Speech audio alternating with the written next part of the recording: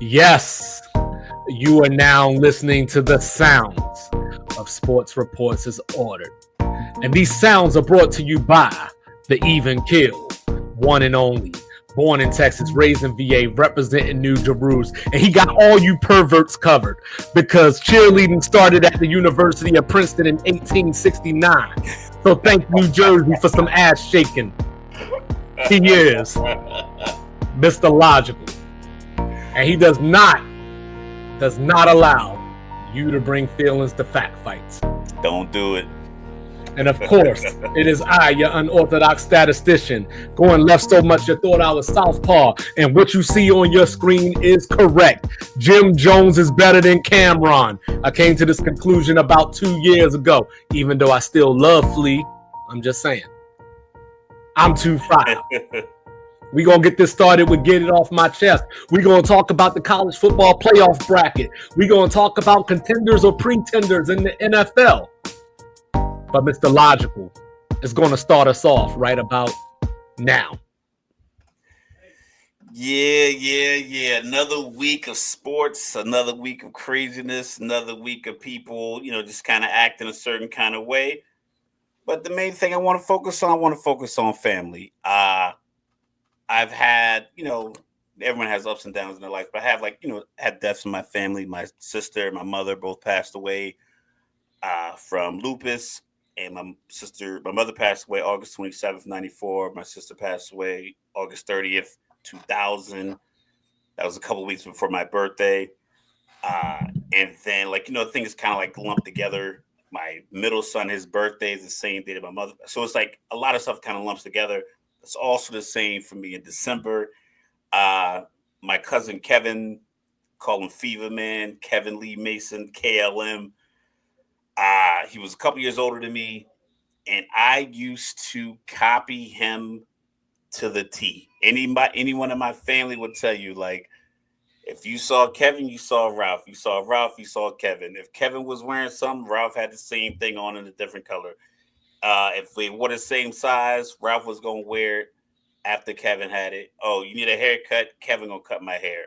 Oh, Kevin talked to this girl.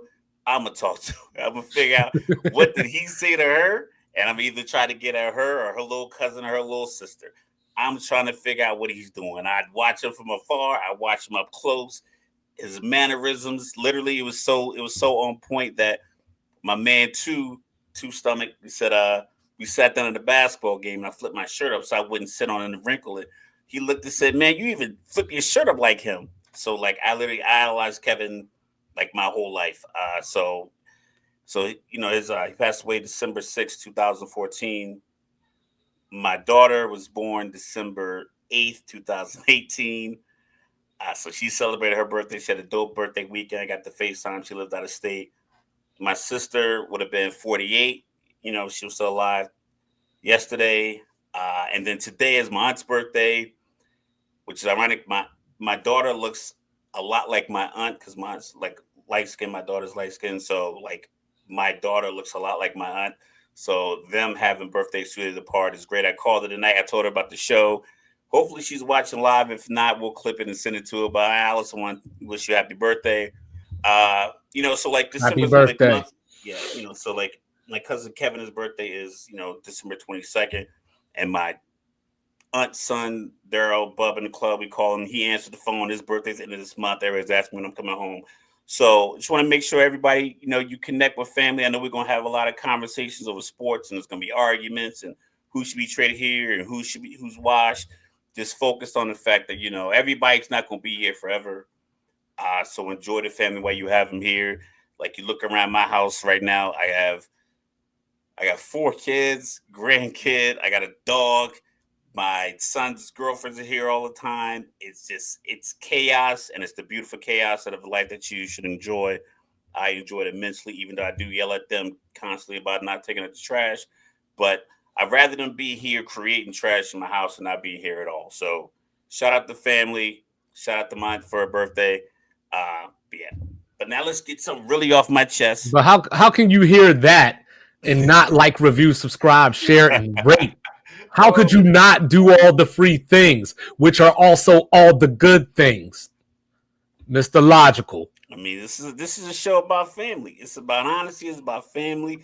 We don't just yell and just we don't run up here with all feelings. Like I feel a great deal of love for my family. Like I said, my son plays sports. If he played badly in the game, I tell him. He rarely does. My oldest son, when he played badly in the game, I tell him. Rarely happen. I have superstars. You're welcome, Northern Burlington.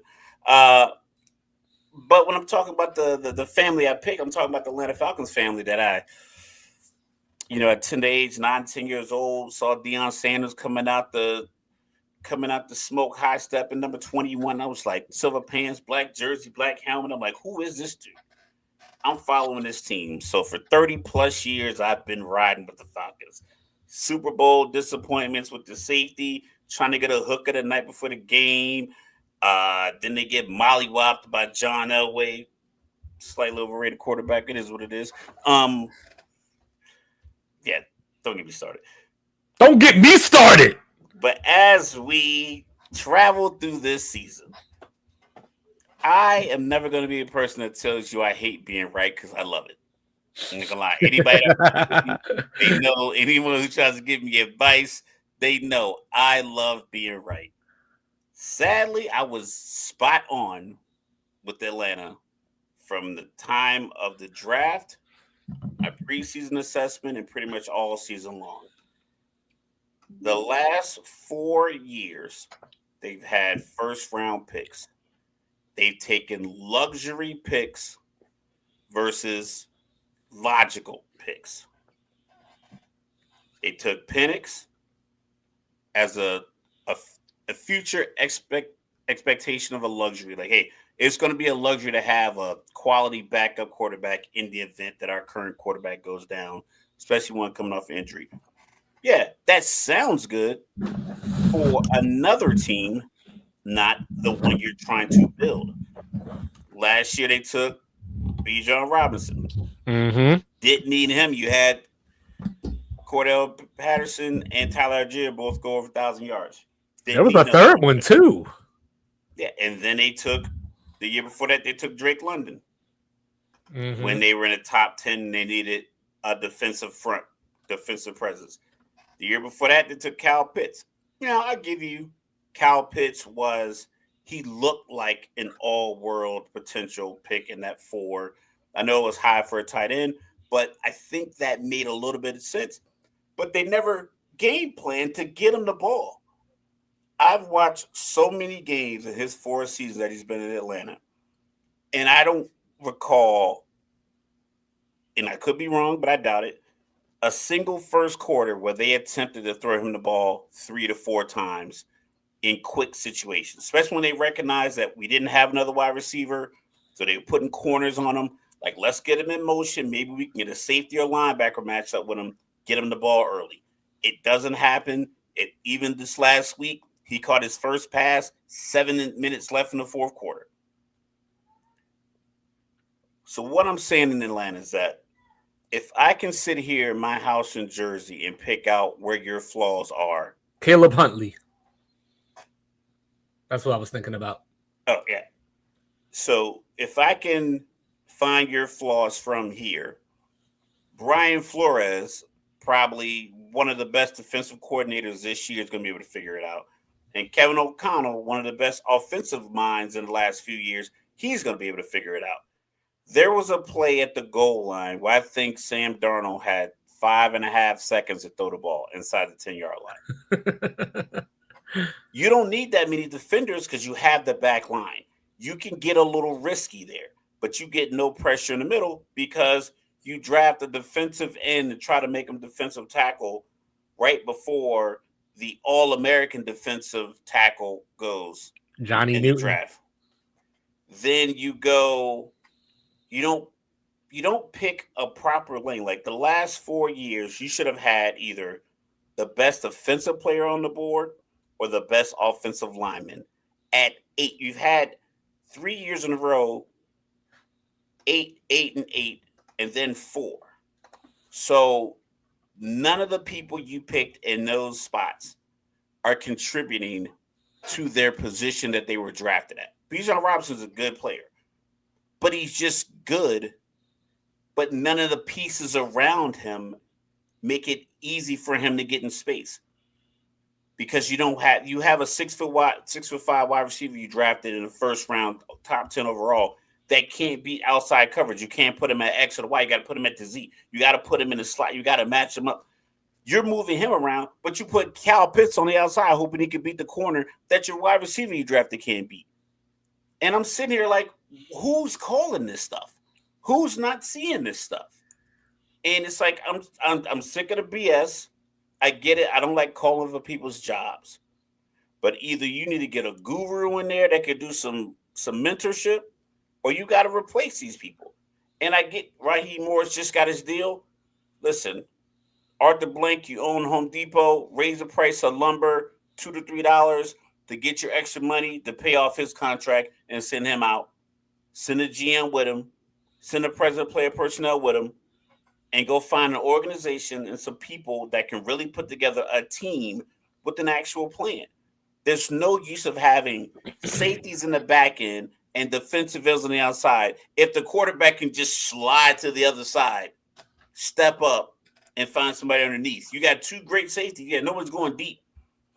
And when they go deep, the corners falling down. It happens every week. And now you got a quarterback, 4 straight losses. He has 8 interceptions and 0 touchdowns. Meanwhile, Sam Darnold, who was a castaway, yes, he's been up and down with every team he's played for. He threw 5 on Sunday. Like, come on. Like, at some point, it has to be recognized. No touchdowns since week 9, leads the league in interceptions now with 15. Multiple fumbles. Just, he looks out of place. He looks like he's in his head. So, and I like him as a player, but like, as far as this organization, you got to go ahead and. Well, let's stay there. Let's stay there. Is it Penix time, or should we just wait till next season, give him a full off season, and then he starts next season, or just let it play out? Kirk starts another year. Where you at on that? I'm figuring out how we get the Daniel Jones situation where you Russell Wilson, Daniel Jones, just cut it and cut your losses.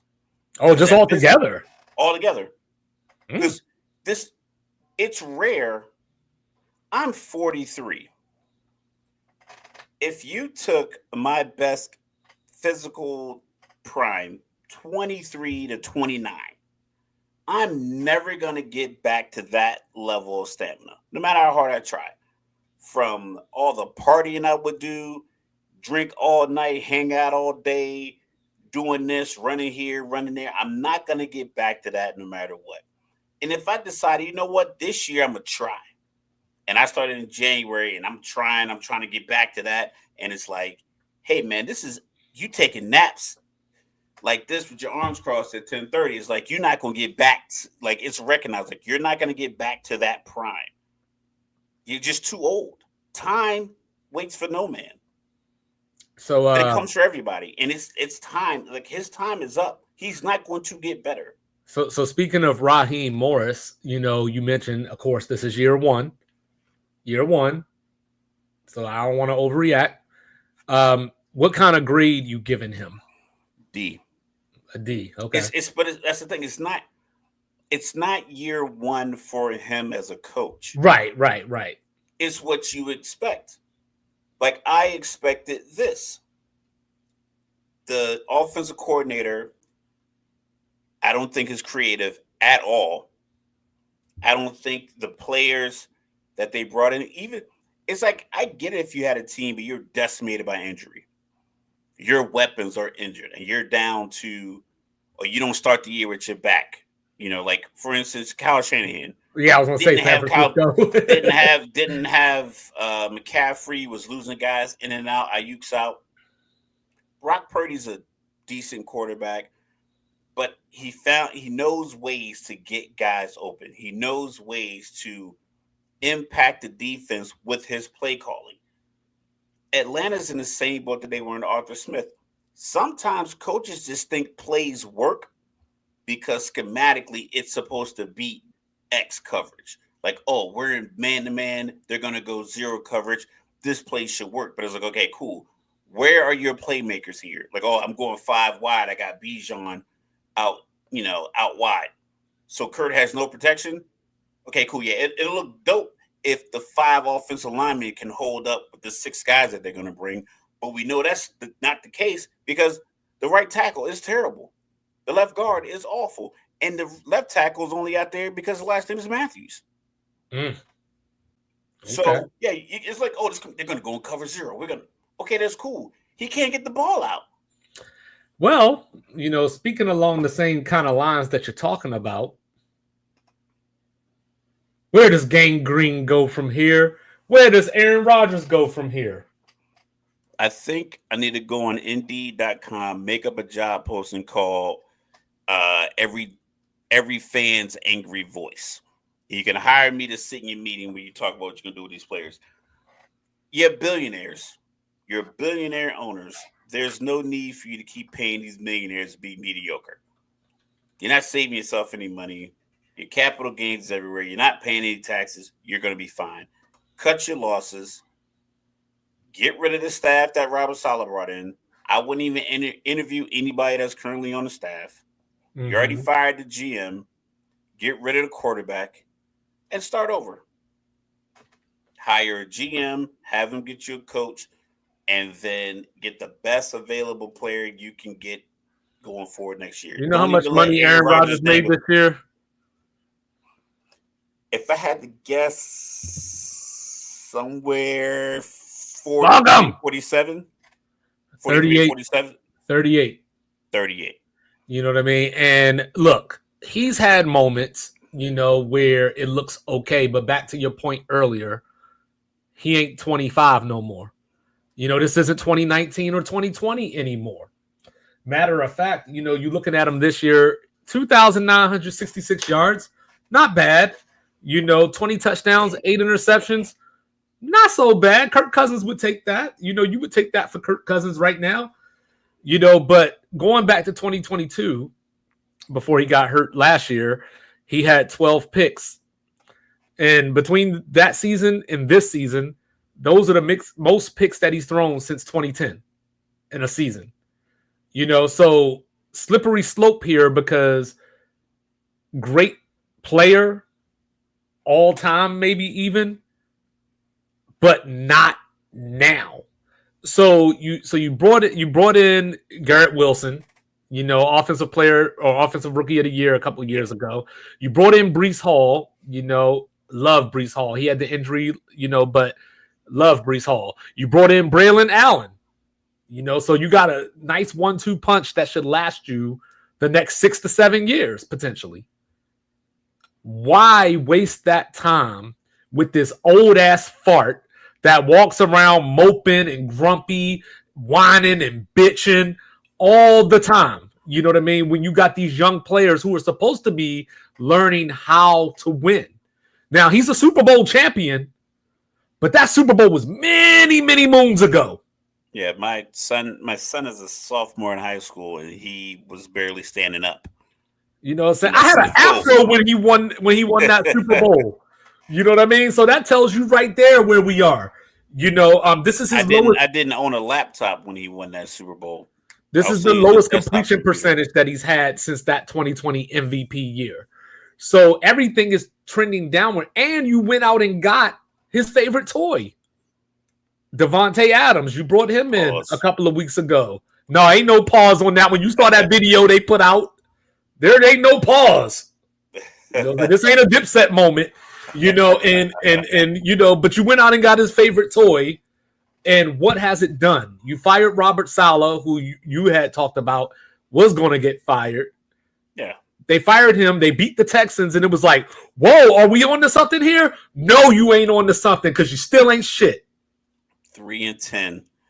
Eliminated.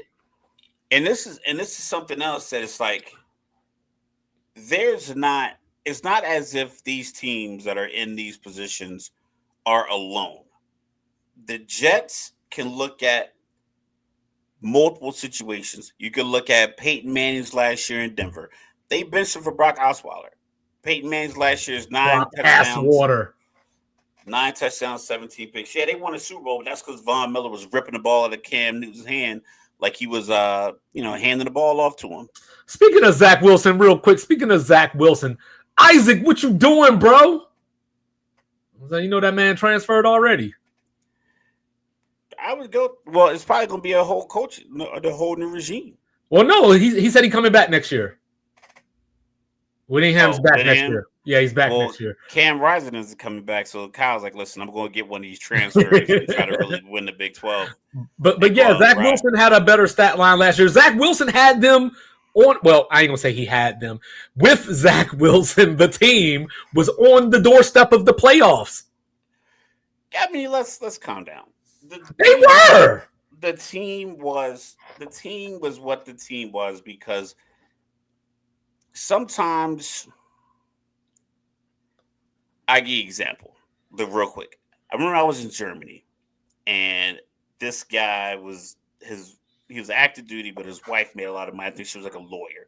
So they had the big Escalade before anybody else really seen one. And they brought it to Germany. So everybody walked out the club and it was like 8 dudes from Spain Island. We're at Ramside's club. There was like 8 people posted up outside in front of this Escalade. So now you're all getting this attention, from all the girls coming out because they think maybe this is your Escalade. But what it goes down to is like Zach Wilson had nothing to do with them being. He was the reason they weren't actually in the playoffs because he couldn't make throws.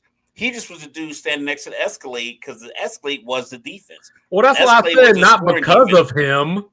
Like, but all I know is what I do know is when Aaron Rodgers got hurt last year. Remember, he got hurt. Was it 3 plays into the season? I think he got 4 plays. They beat the Buffalo Bills in that game. Yeah, and Josh Allen was throwing the ball to the Jets. I get it. Brooke Clock's right twice a day.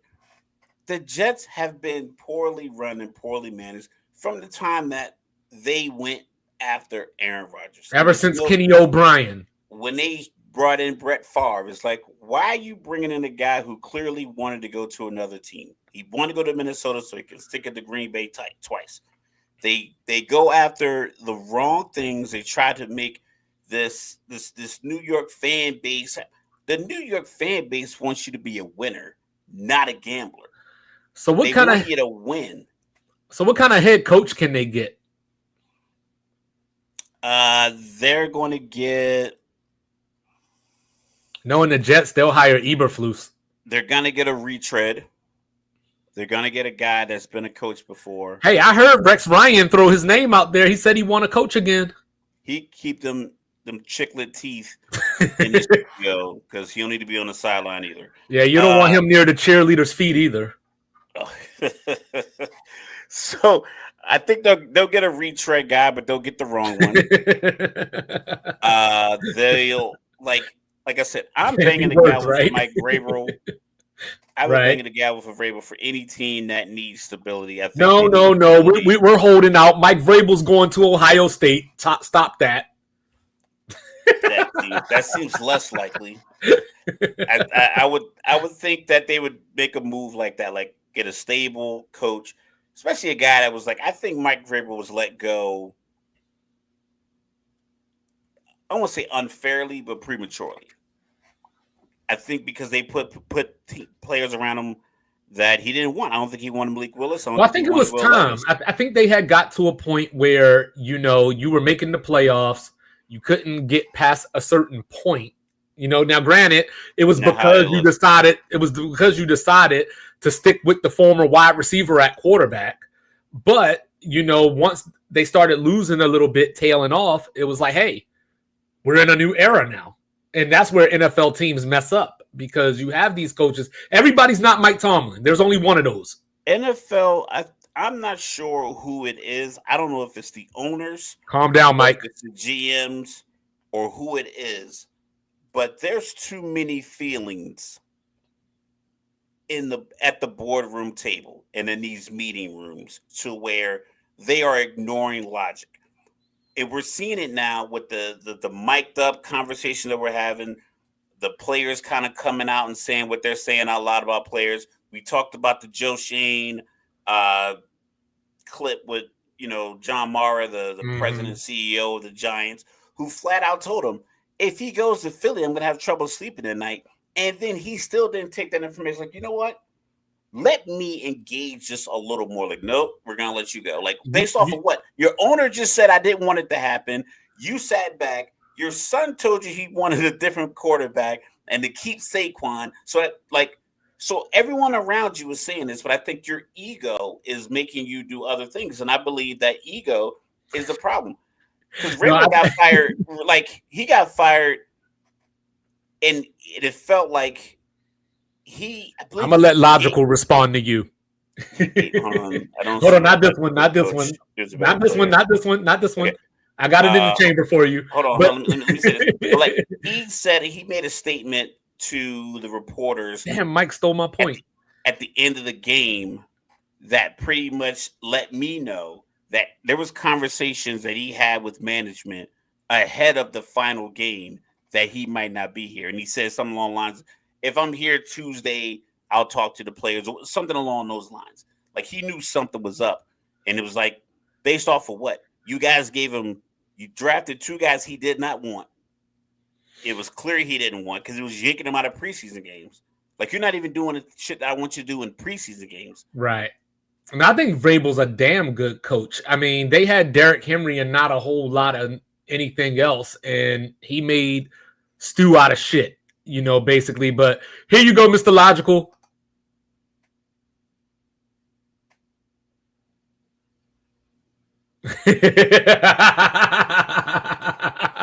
What? Mike, you gotta let your biases go, man. No, but Mike did say something that I do agree that I was about to say before he said it, but he beat me to the punch. No, I was going to say it would be so. I was going to say it would be so New York Jet if they were to hire. That would be so New York Jet. Hold on now. Now you're gonna sit here and say Mike Tomlin is mediocrity. No, he doesn't like Kellen Moore. He's. Then no. I need you to preface this by saying I don't like Kellen Moore. You know what I'm saying? Like, yeah, he doesn't like Kellen Moore. Magic. What are we talking about here? This isn't a fourth grade dance recital. You need a good coach that can be stable. Look at Tennessee now without him. Watch Mike Vrabel win a national title at Ohio State. Watch Mike Vrabel beat Michigan. All I'm saying is that teams are out here piecing these teams together in a way you wouldn't put any other faction together. You wouldn't put a friendship group together this way. Like, you would not show up to a base and like, you know what? I need 4 friends to hang out with. I need the 40-year-old master sergeant. I need the brand new airman fresh from tech school. I need the guy that's always angry and likes to fight, and me. Now we're going to go out and hit the streets. It's like, that group doesn't make any sense. So bringing in an old quarterback, a coach that was already on the hot seat, a GM he's made a few good picks, and then an owner that likes to just oversee everything and then takes the power away, you won't make any, like, that won't work. Well, you got to remember, some of these organizations are just known for not making moves. You know what I mean? They gave up A.J. Brown in the middle of all that. Who wanted to stay in Tennessee. Who wanted to stay. Like, the one person that wanted to stay. And they trade him, and they drafted a guy that they thought could replace him because he was the same size. All right, that was an organizational move. That's not a smart move, but I think he still was a good coach.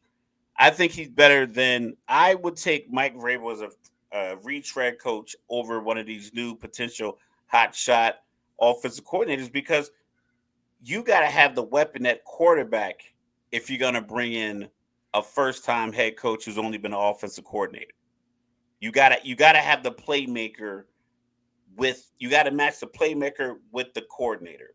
Well, now you're going to make him head coach. So if you're in a position to draft Shador or Cam Ward, or if you think Jalen Milroe is a guy, if you think one of these guys coming out of college, I've been hearing people say Jalen Milroe might stay and transfer, but we'll get to college later. I just wanted to say that real quick. But if you have if you're in a position where we're looking like the Giants, Vegas, and who to be number one? Like, I think Jacksonville. Well, right now the Raiders are number one, I believe. Yeah, But Jacksonville has their won this quarterback. past weekend.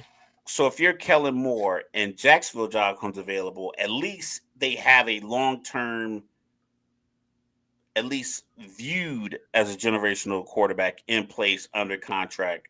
You're not working with a guy that could be leaving like Tua in Miami with Mike McDaniel. So you spent the first 2 years under Mike McDaniel. Wonder if they were going to keep Tua. You know what I mean? So it's like, but it worked out because they went out and got speed. They went out and got the weapons they needed to make Mike McDaniel's offense work with Tua. I don't know if the Jets are going to do that because Devontae Adams not coming back. We're not Aaron. And no new coach is going to sign up to coach Aaron. So from my friends on NFL.com, I have here the playoff picture as of today. So Mr. Logical, starting with the AFC. Right now, the Kansas City Chiefs would get the bye. Then you would have Buffalo, as you can see, against the Broncos here at number 7. The Steelers against the Chargers, the Texans against the Ravens. On the bubble, you got the Colts 2 games behind the Broncos, and they go to Mile High this weekend. And you got the Dolphins behind the Colts. Colts with the tiebreaker because they beat them when Tua was hurt. So, yeah, Mr. Logical. The bubble's irrelevant. I think we got our 7 AFC teams. I think position might change. All right. So 6 and 7, but that's about it. So looking at that list, who are my contenders and who are my pretenders? Contenders, obviously, you got to go with the Chiefs because they're the Chiefs. They seem to find a way to win. Steelers, your contenders, because I think the way they're playing the way that the Steelers play. Granted, the 44-38 shootout with Cincinnati was uncommon, but them putting up 44 points when they had to, that worked. So I got Chiefs, Bills, Steelers, 1, 2, and 3. Those are your contenders. 4 through whomever, all pretenders. Right. That includes the Texans. Everybody's darling. They just have the worst interior offensive line play amongst the playoff teams. Well, the Texans got it coming up. I mean, you know what I mean? They got the Dolphins this week. You know, they go to Arrowhead. They got Baltimore on Christmas, and Beyonce can't save them. You know, and as I look at this, the Chiefs obviously have to be a contender just based off of experience, if nothing else. They are the reigning defending champions 2 times over, going for history.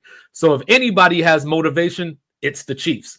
Now, granted, I don't think that this luck or whatever you want to call it, these late game heroics and magic, you know, no pun intended there, but with the magic, you know, I think that it can't last, you know, because we know that in sports, as quickly as these things happen for you, it'll quickly turn against you as well. Now, the good news is, since Buffalo lost to the Rams the other day, that gives the Chiefs an extra foot because Buffalo beat them head-to-head, you know, so the Chiefs are in position to get that number 1 seed. They also play the Steelers here in a few weeks, who I do not think is a contender. I'm going to label the Steelers pretenders, you know what I'm saying? And it's not because, you know, of any picks that I made before the season or anything like that. It's because Mike kills me with this ref talk. It's because the Steelers, I don't know if I can trust them. They're the type of team that has to build leads. Like, I don't know if in a playoff setting. But that's the way they play too. No, I know. But that's what I'm saying. But there's too much variance. Like this week, you might win 13-10. Next week, you might need to score 19 and can't do it. Yeah, but how do the Chargers do it? Like consistently, what can you can? Oh, I'm gonna get to the Chargers in a second.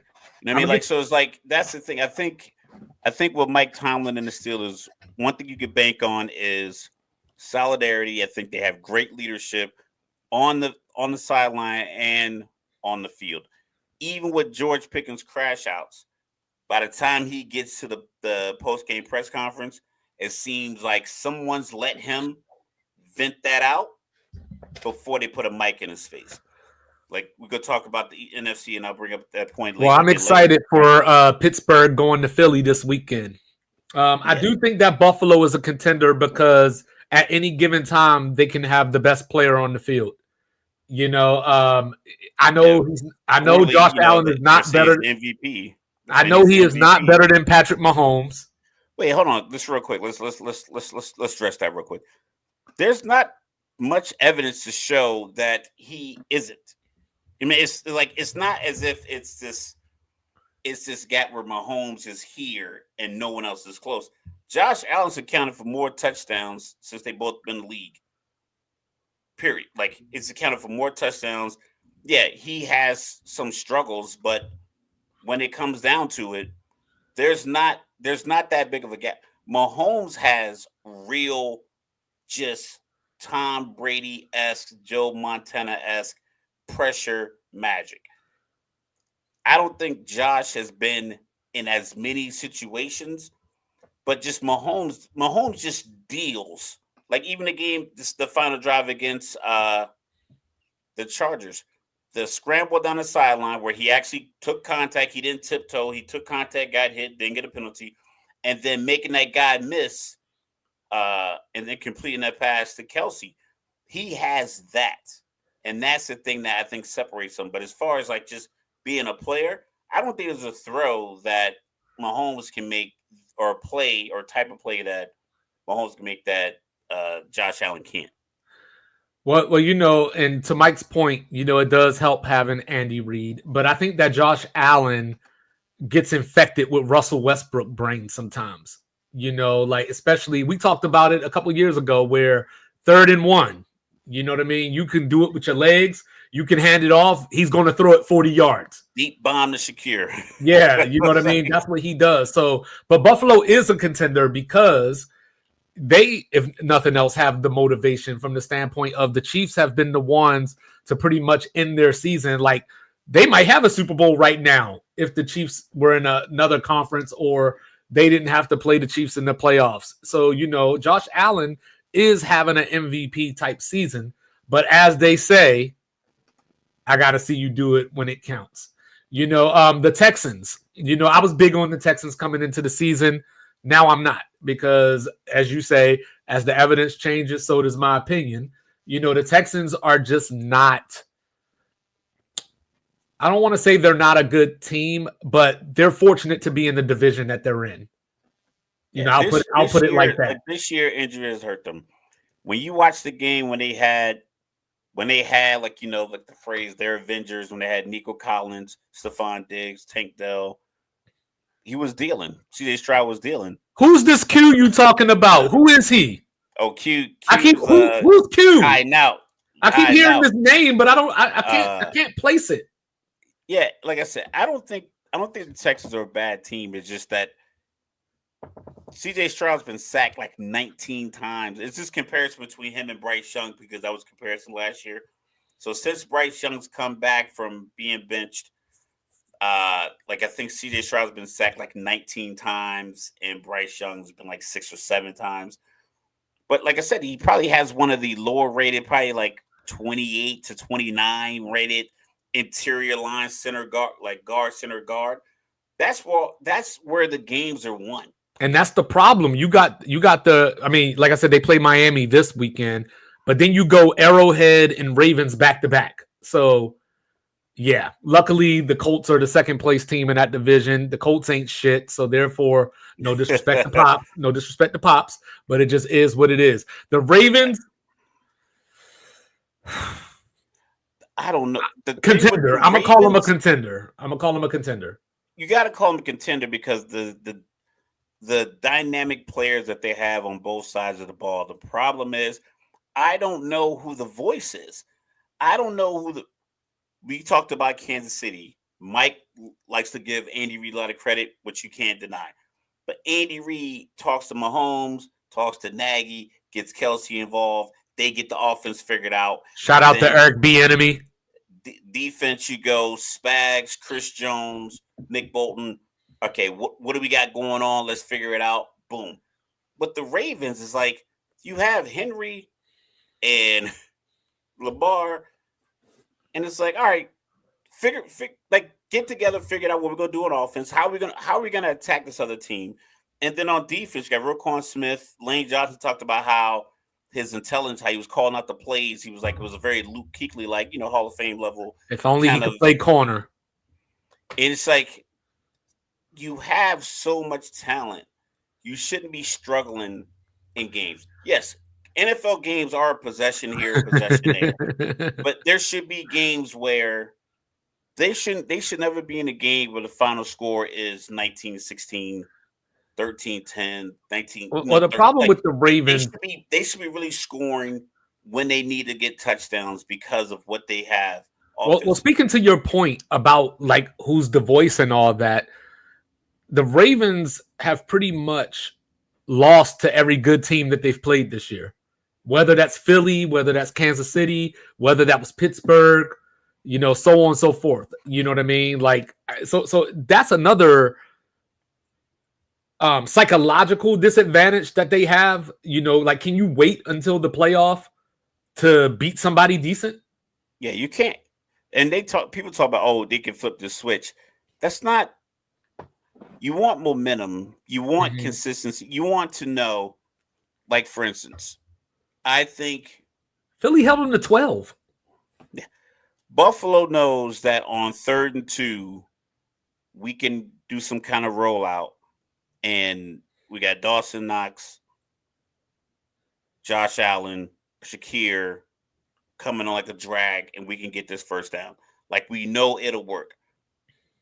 2-point conversion. We have these plays. We worked them all year. They worked. Some of these Ravens games where it's like you got 12 points, 13 points, 16 points, and then you blew out Buffalo. It's like, what do you guys have that that works other than this simple stat of if you give the ball to Derrick Henry 20 times, you win? Hey, if the gave it to him 19 times. If the NFL is rigged, Philly will beat Kansas City in the Super Bowl this year. The team that the three-peat started against ends the three-peat. Poetry. If the NFL is rigged, Dan Campbell will keep going for 4th downs in NFC Championship game instead of kicking. Oh, well, then it's rigged because he gonna. You know what I'm saying? The Chargers. So the Chargers are one of these teams that confuse me because when I look at the Chargers, and I know you hear this more in basketball than football usually, but the Chargers strike me as a team that's built for the playoffs. The problem is, because their emphasis on the run, sound defense, they don't beat themselves. That sounds like a recipe for success in the playoffs. The problem is that Jim Harbaugh don't want to win games. Just like I talked about a few weeks ago against the Arizona Cardinals on Monday Night Football, Justin Herbert was putting on a clinic in the 4th quarter.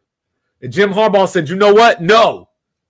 We throwing it too much. Let's run this ball. Let's run some clock. Let's kick a field goal and give Kyler Murray the ball with a minute left.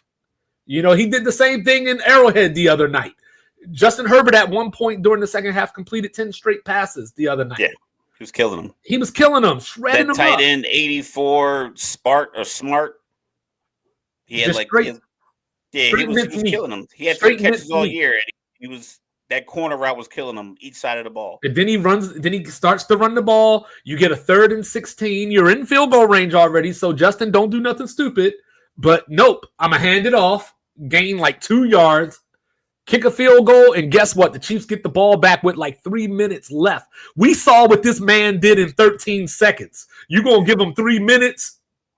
So like, I don't know. They had pretty much controlled the second half. So it was like thinking they had 13 points, and they had 13 points that Kansas City had to scramble for. Like I talked about, Kansas City needs. I need 2 touchdown drives in the first half that look like touchdown drives. I need a long conversion. I need a big play. I need to see these things if I'm a Kansas City fan or if I'm on the team. Like, okay, we got 2 touchdown drives and a field goal. So you're going to have 17 points. I don't want this. We look awful. We get 2 field goals, and then the last minute of the first half, Hopkins gets open and catches and backs into the end zone. Now we're up 13-0. Because when they came back out in the second half, they had nothing to sustain because it's like they weren't building on stuff in the first half. And I think that can be, if they can't turn it around, or if they can't get maybe some guys back to her and out of position defensively or whatever the case may be, because they didn't look like they were going to be able to create any turnovers.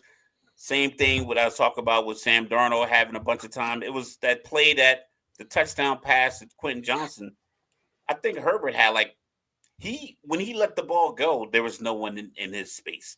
So he had it for a long time. That guy came across the corner, went to the flat, and Quentin Johnson was standing there wide open in the end zone. But he didn't. There was no pressure on him then. So I would like to call the Chargers for me. Yeah, I would like to call them a contender, but I just can't get there. I think people will call him a contender because of the coach. And I get schematically, you need a good coach, but in the same sense, your coach has to trust that I have playmakers on. Well, in a lot of ways, they're like Pittsburgh light. Where it's like, where I made the comment earlier about, can I trust Pittsburgh if I need points or if I need a long drive to get points to take control of a game? Down 10, you just gave up a touchdown. Now you're down 10. 7.5 minutes left in the third. So that's a reasonable amount of time to get some points. But can you trust that they're going to go down? Just let's get this touchdown. Let's cut it to 3. Go back, play good defense, and then either tie it up and take the lead on this next possession. Right. I think Buffalo can do that. Buffalo down 10 can make that happen. Yeah, and I'm going to call the Broncos a pretender. I like Bo Nix. I like their defense. I just think that they're a year early as far as where they are right now. So next year would be get this year under his belt, and I think next year the Broncos could potentially get into the contender category. Miami's probably kicking themselves. I know this is a controversial topic, and I bring it up a lot. They're probably kicking themselves for putting 2 on IR. Maybe if they just would have said he's out for 2 weeks. And then gone to because they had I think it was 3 games, and then they went to their bye, and then he had to miss that next game. Yeah, they should have said he was out, taking those 3 games and the bye, because that's essentially his 4 games, worth as far as a calendar, and then he could have been back. You could have changed the dynamic of the whole season because the IR was only going to make him miss 4 games. So you had a bye. They should just put him out. Well, it's not like you're going to bring in a bunch of extra players, keep them on the 53-man roster because the IR allows you to bring in another player. So what? The Dolphins still got it. The Dolphins still got it in front of them. But the problem is that they need Denver or the Chargers to falter. But they get the Texans this week. They get the 49ers banged up next week. They get the Browns after that, and they close with the Jets. So listen, if Huntley had to play one less game, I think they'd be in a better position. Yeah, and so we'll see what happens. Like I said, the Colts go to Mile High this weekend.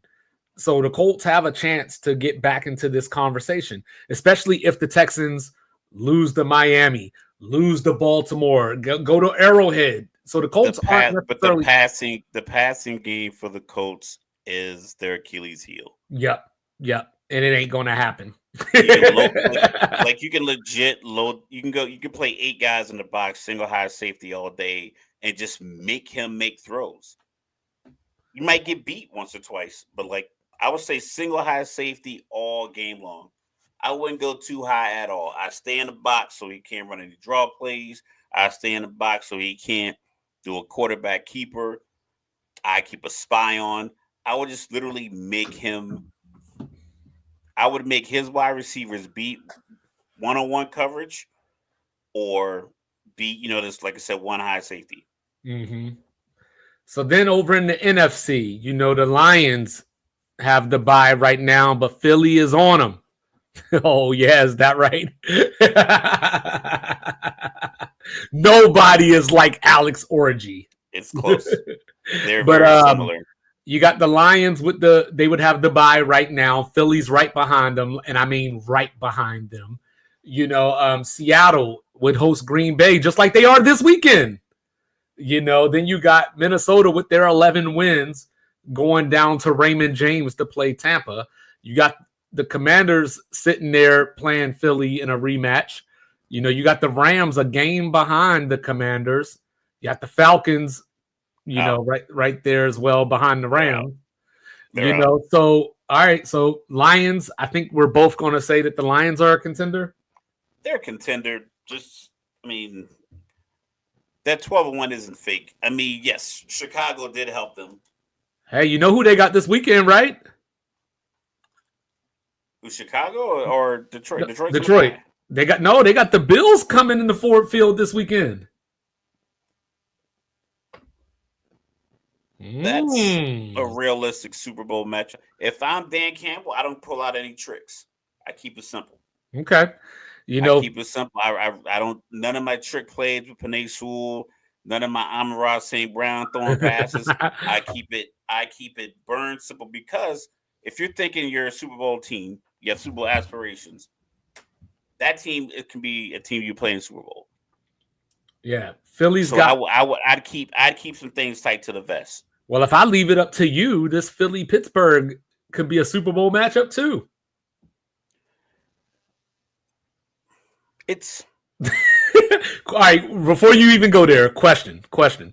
So, and I'm only asking this question because of how last year ended. Are you a little concerned with the AJ Brown, Jalen Hurts stuff going on right now? I'm concerned that NFL players are treating these post-game interviews like text messages that they could just send directly to the person they're talking about. I think that is, what's wrong. When he asked him what's wrong and he says passing, he could have said something like, hey, we got to find a way to make plays in the passing game. I got to ensure that, I'm running my routes appropriately, getting the right depth, giving Jalen a good target. It was a good win today. It was close. That Carolina team has been coming on. They're rallying around Bryce Young. Instead of being like passing, it's like, dog, you're the number one target. You're going to get the ball. The game plan. So, like, they're not going to not throw you the ball next week. So saying passing as if you're being alienated from the passing game. Like if you were like the third wide receiver and you were like, I'm open all game long, all season long, they never throw me the ball. That's one thing. But it's like you're getting the ball. You're going to get targets. Maybe Jalen will miss you. Maybe he don't want to force a turnover. Maybe he wants to, keep it simple and ride the wave. That's something you can talk to him about when the media leaves. That's the only part I dislike about it. Yeah, I just think I'm just a little nervous with what happened. I mean, I don't really fuck with the Eagles like that, but I'm just saying, like, after what happened last year and how things, because we still don't necessarily know what went down last year, but we just know that the collapse came. It was definitely like personality conflicts. I think if I had imagined, Jalen he's probably not with the tomfoolery. He a damn thief is what he is. He probably not with the BS, and he probably doesn't like. If it wasn't for Jalen Hurts, Saquon Barkley would be having a Jerry Rice level season. Yeah, but they call it, and Saquon's out there, and Saquon was mic'd up against the Giants saying, "Run it again." Well, Saquon needs to be a little bit more selfish, you know what I'm saying? But the Seahawks, he's the calming piece. I think that's going to allow them, because if all else fails, you could just give it to Saquon and keep the drives going, which would then open up the play action. AJ Brown gets his deep shot that he wants, because he could probably get 3 catches in a game, 6 targets. But if he gets 2 touchdowns on those 3 catches, he won't say shit about passing in the post-game interview. So I like the Seahawks. I see them as pretender just because I don't. There's not a lot of evidence that says that they are going to be contenders. Well, they're definitely coming on as of late, and I am excited for this game against Green Bay this weekend. I mean, not only is it the matchup that we would have today if it was the playoffs, but it's a matchup against a team that they're going to have to compete with. And how this is the thing with a young team, and with a new coach. I guess they're not young as far as quarterback, but yeah, how do you handle prosperity? A lot of teams flourish when they're in the spoiler role, when there's not much expectation upon you.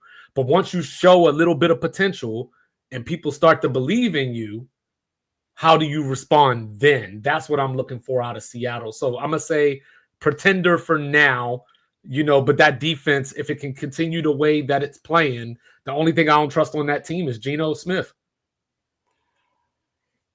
Yeah, but he has a little moxie to him. He has a little, he's been. What does that even mean? Well, he's been a cast off. Like I said, I think they're one of the teams playing with house money.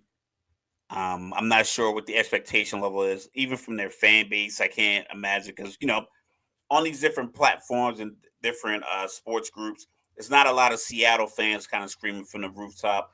I know one personally that retired last year. I used to work with back at Hill. He'll hit me up every once in a while. Like, he hit me up when Seattle beat Atlanta.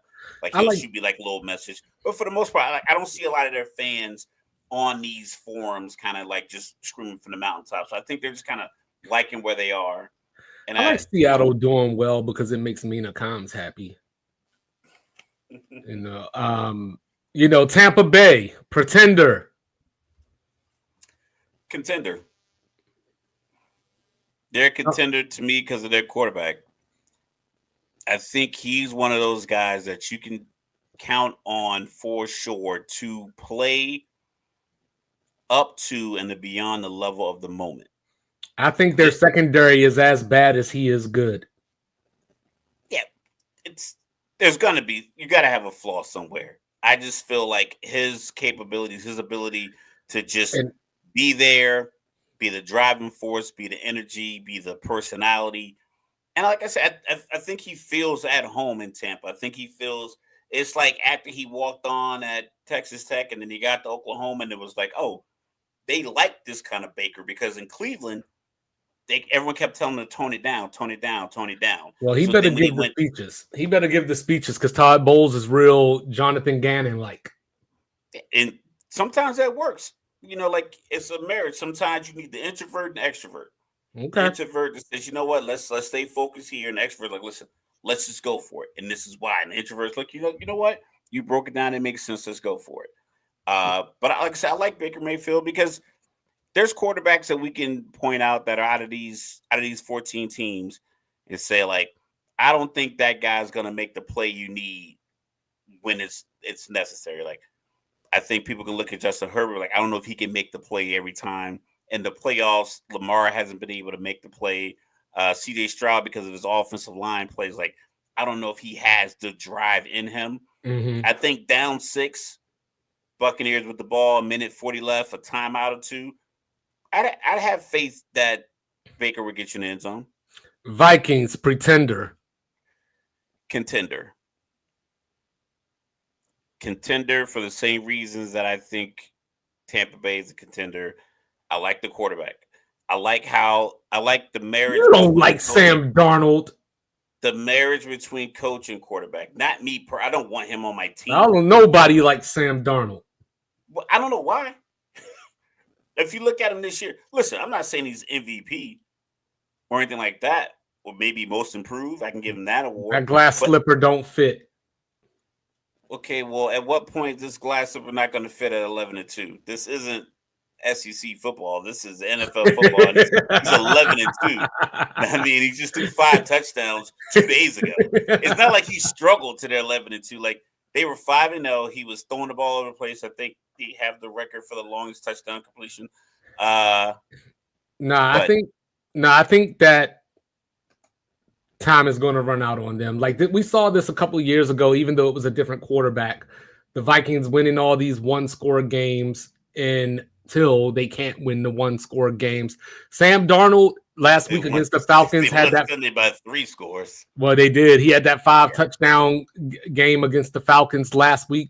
That's obviously an aberration. I think his passer rating wasn't perfect. That's weird, right? His passer rating was 157 point. Yeah, it's like what 158.3 to be perfect. I don't even know how they came up with that.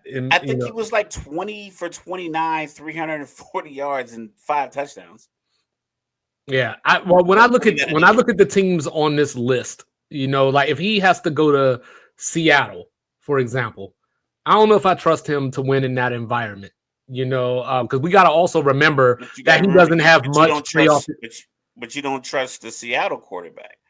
No, but I trust that home field advantage against a quarterback that doesn't have playoff experience. Okay, I'll give you that. You know what I mean? I think that they would lose to Tampa. Like, that's the first round matchup right now. I think Tampa will win that game. I think they can't beat Detroit. I think they can't beat Philly. Them in Green Bay is a toss-up, but I don't think Green Bay is a contender either. So I think that. Never mind, I ain't gonna say that. But the Packers pretender.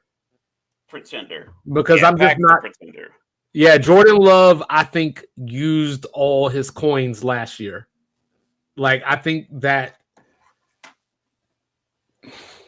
it's not like they're a bad team. I just think that they're not a bad team at all. It's just you can't, everybody can't get a trophy. Yeah, so when I look at the teams are more locked in. Like the turnovers that he had earlier this year, he toned the turnovers down. Well, I brought this up a couple of weeks ago where I said that their defense reminds me a lot of that New Orleans defense that won the Super Bowl back in 2009.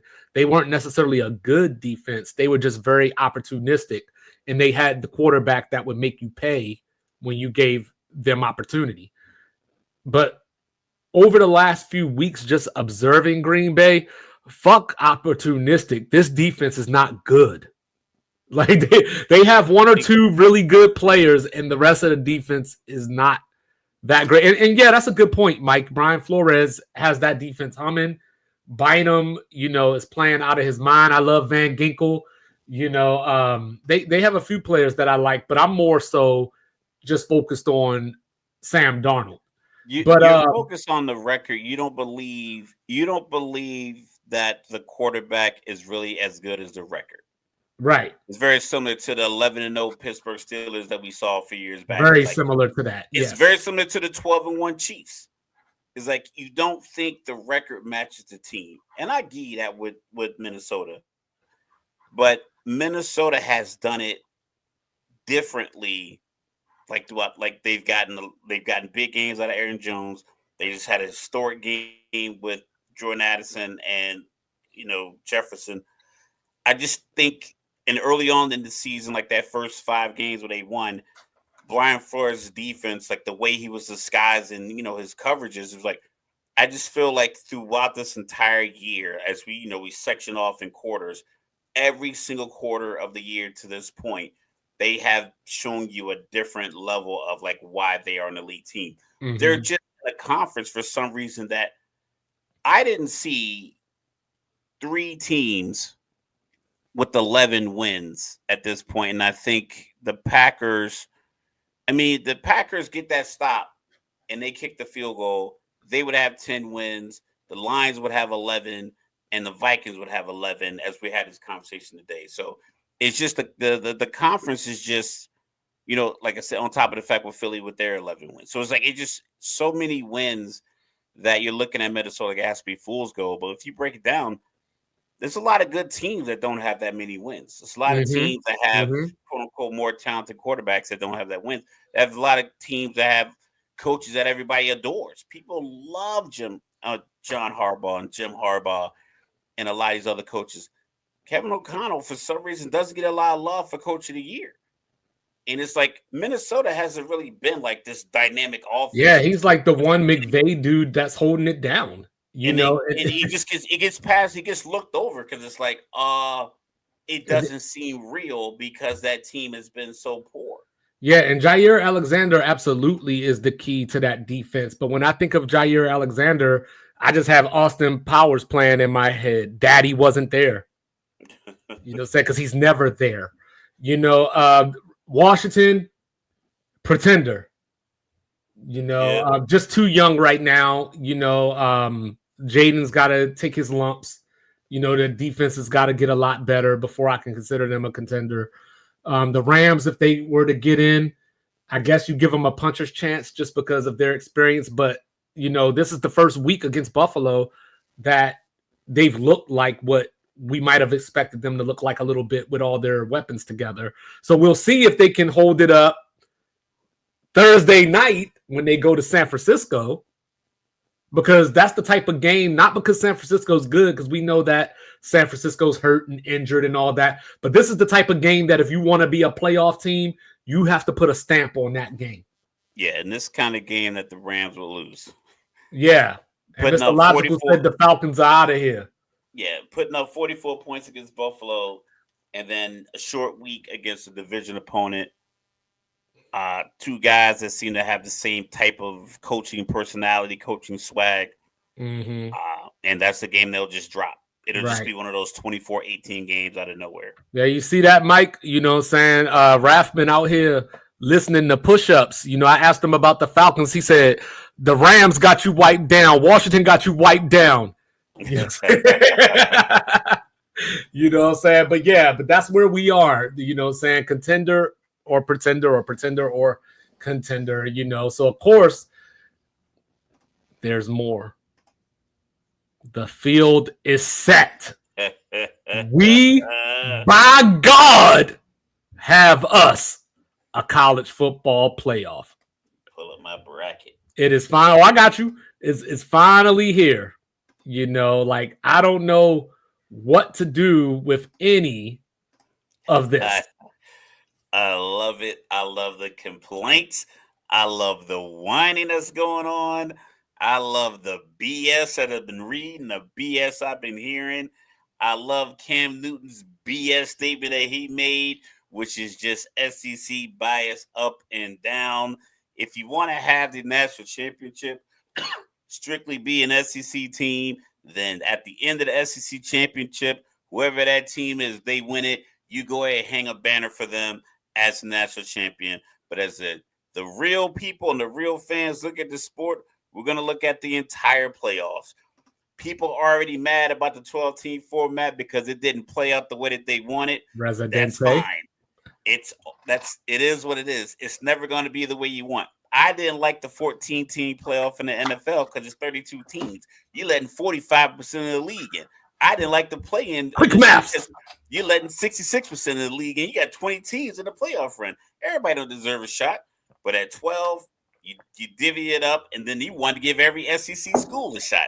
There's still people clamoring for South Carolina, Ole Miss, and Alabama. I'm like, well, one of those teams lost to the other two. So you gotta find some kind of criteria that you can rest on, that you can eliminate some people. Everybody can't get into the club. It's a max capacity. The fire marshal doesn't allow for you to just let everybody in. So SMU, people I think that was one of the hooks people try to lock in. They lost 2 games and they were tied in the final 2 minutes of both of those games. ACC championship kick at the buzzer. And they were down and came back. And it's their first year in the conference. Certain things have to be rewarded. You can't just give everybody a shot because of the history of their team. 12 teams is a lot, but 4 teams wasn't enough. And if you knew if it was 8, it would only be SEC schools. So you got to extend it to 12 just to give some kind of variance to the teams in it. Because I heard one pundit, I forgot what the podcast, he's like, we all know it should just be Big Ten and SEC schools in this tournament. All this but I'm like, well, Oregon was Pac-12. Oregon was a Pac-12 team that went to the Big Ten and won it. The Big Arizona 12 State was a Pac-12 team. Mm-hmm. We got SMU. They were Conference USA or AAC. AAC. Yeah, they were the American. They went to the ACC and had the lead. That field goal against Michigan overtime. Never know what happens. Texas came from Big 12. They played no defense. And you just can run up and down on them. And they go to the vaunted SEC. They didn't play any top schools. Well, the top schools didn't play each other. They still lost games too. And Texas was in a championship game there. So, like I said, I get it. Indiana, they did their thing, and they ran to the Big Ten, and they came out 11-1. They deserved their shot. It's not their fault that their conference was really, really good. They didn't need anyone to argue for them. They didn't need coaches from schools that lost 3 games to go to Twitter every 2.5 days talking about, I'm talking about Lane Kiffin. The SEC coaches can't have it both ways, and I put this on the page earlier. You cannot clamor to be in the tough conference, get the money and the TV and the notoriety and the popularity from being in a tough conference, and then complain about the losses you get because you play in a tough conference. You got to own it. In his tweet, he cited Georgia's win over Clemson as an argument for his team. You can't do that.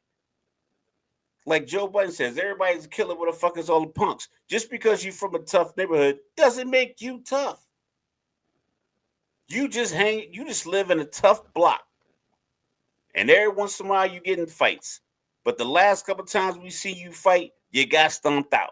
You don't get a chance to come to the main event because you keep losing these fights.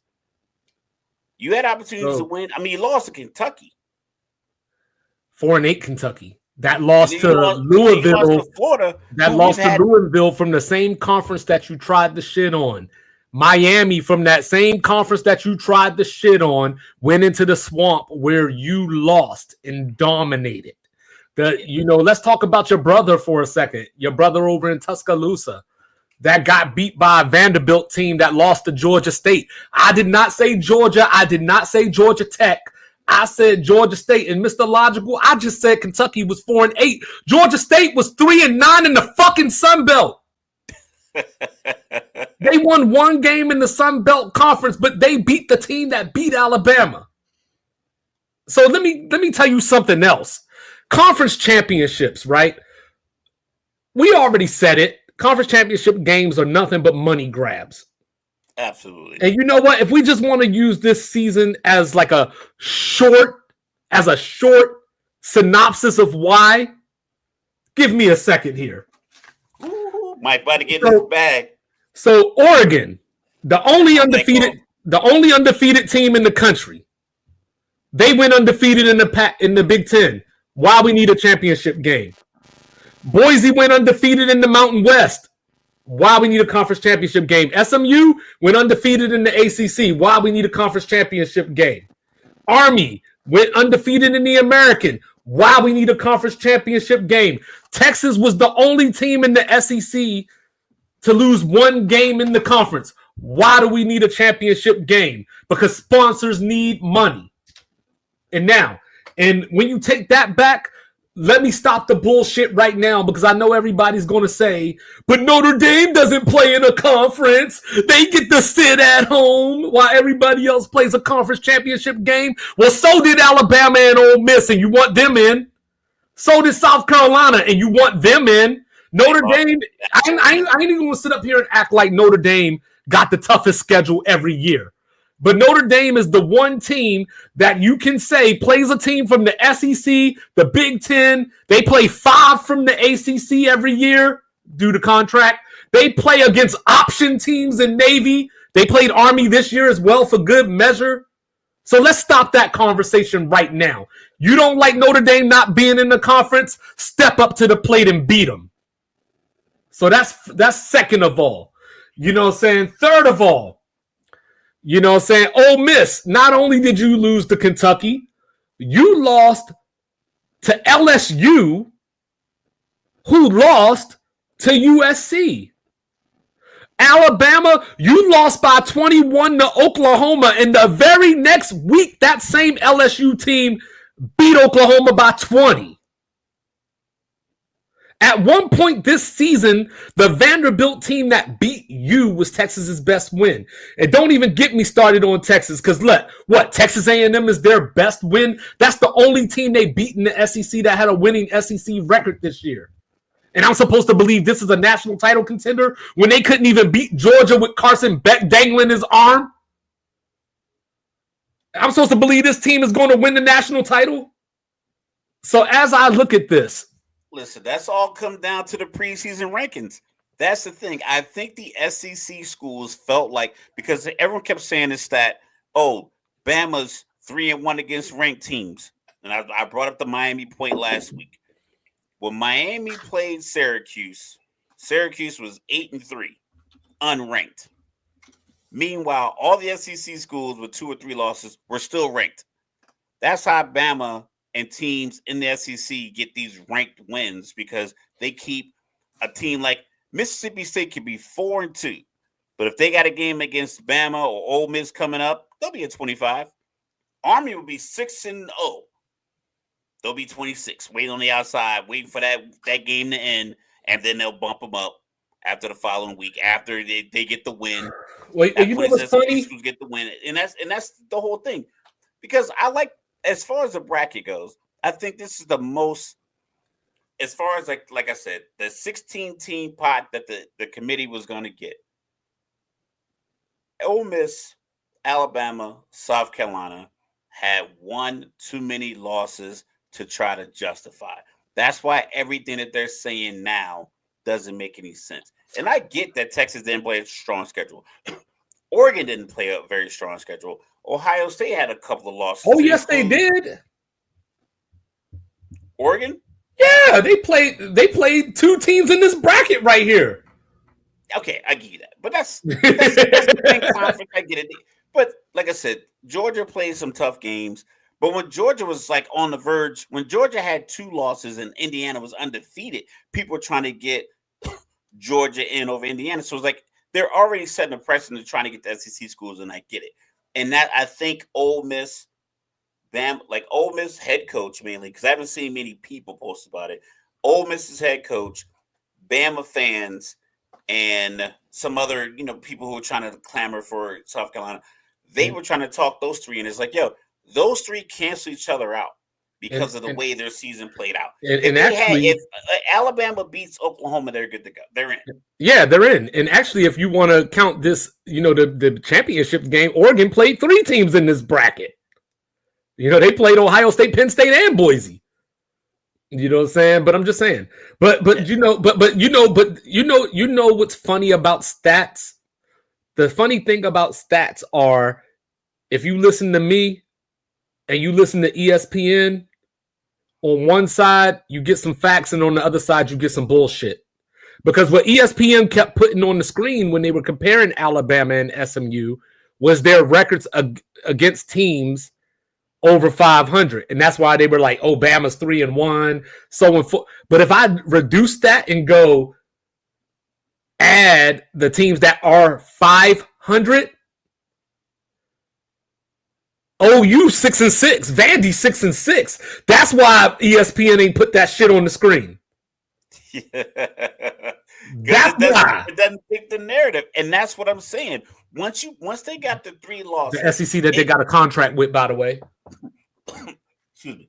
Once those teams or any team got the 3 losses, it was going to take a hell of a lobbying agreement, a hell of a consultant firm to get you into this 12. Like I said, I figured the committee was going to try to get Bama in. I didn't think Bama was the best of the 3 options, even though they beat South Carolina head to head. I just felt like Alabama had lost a little bit of their luster. And if you're looking at them playing, I was like, they were getting dominated. It wasn't like they were in these games. They looked completely discombobulated in their 3 losses.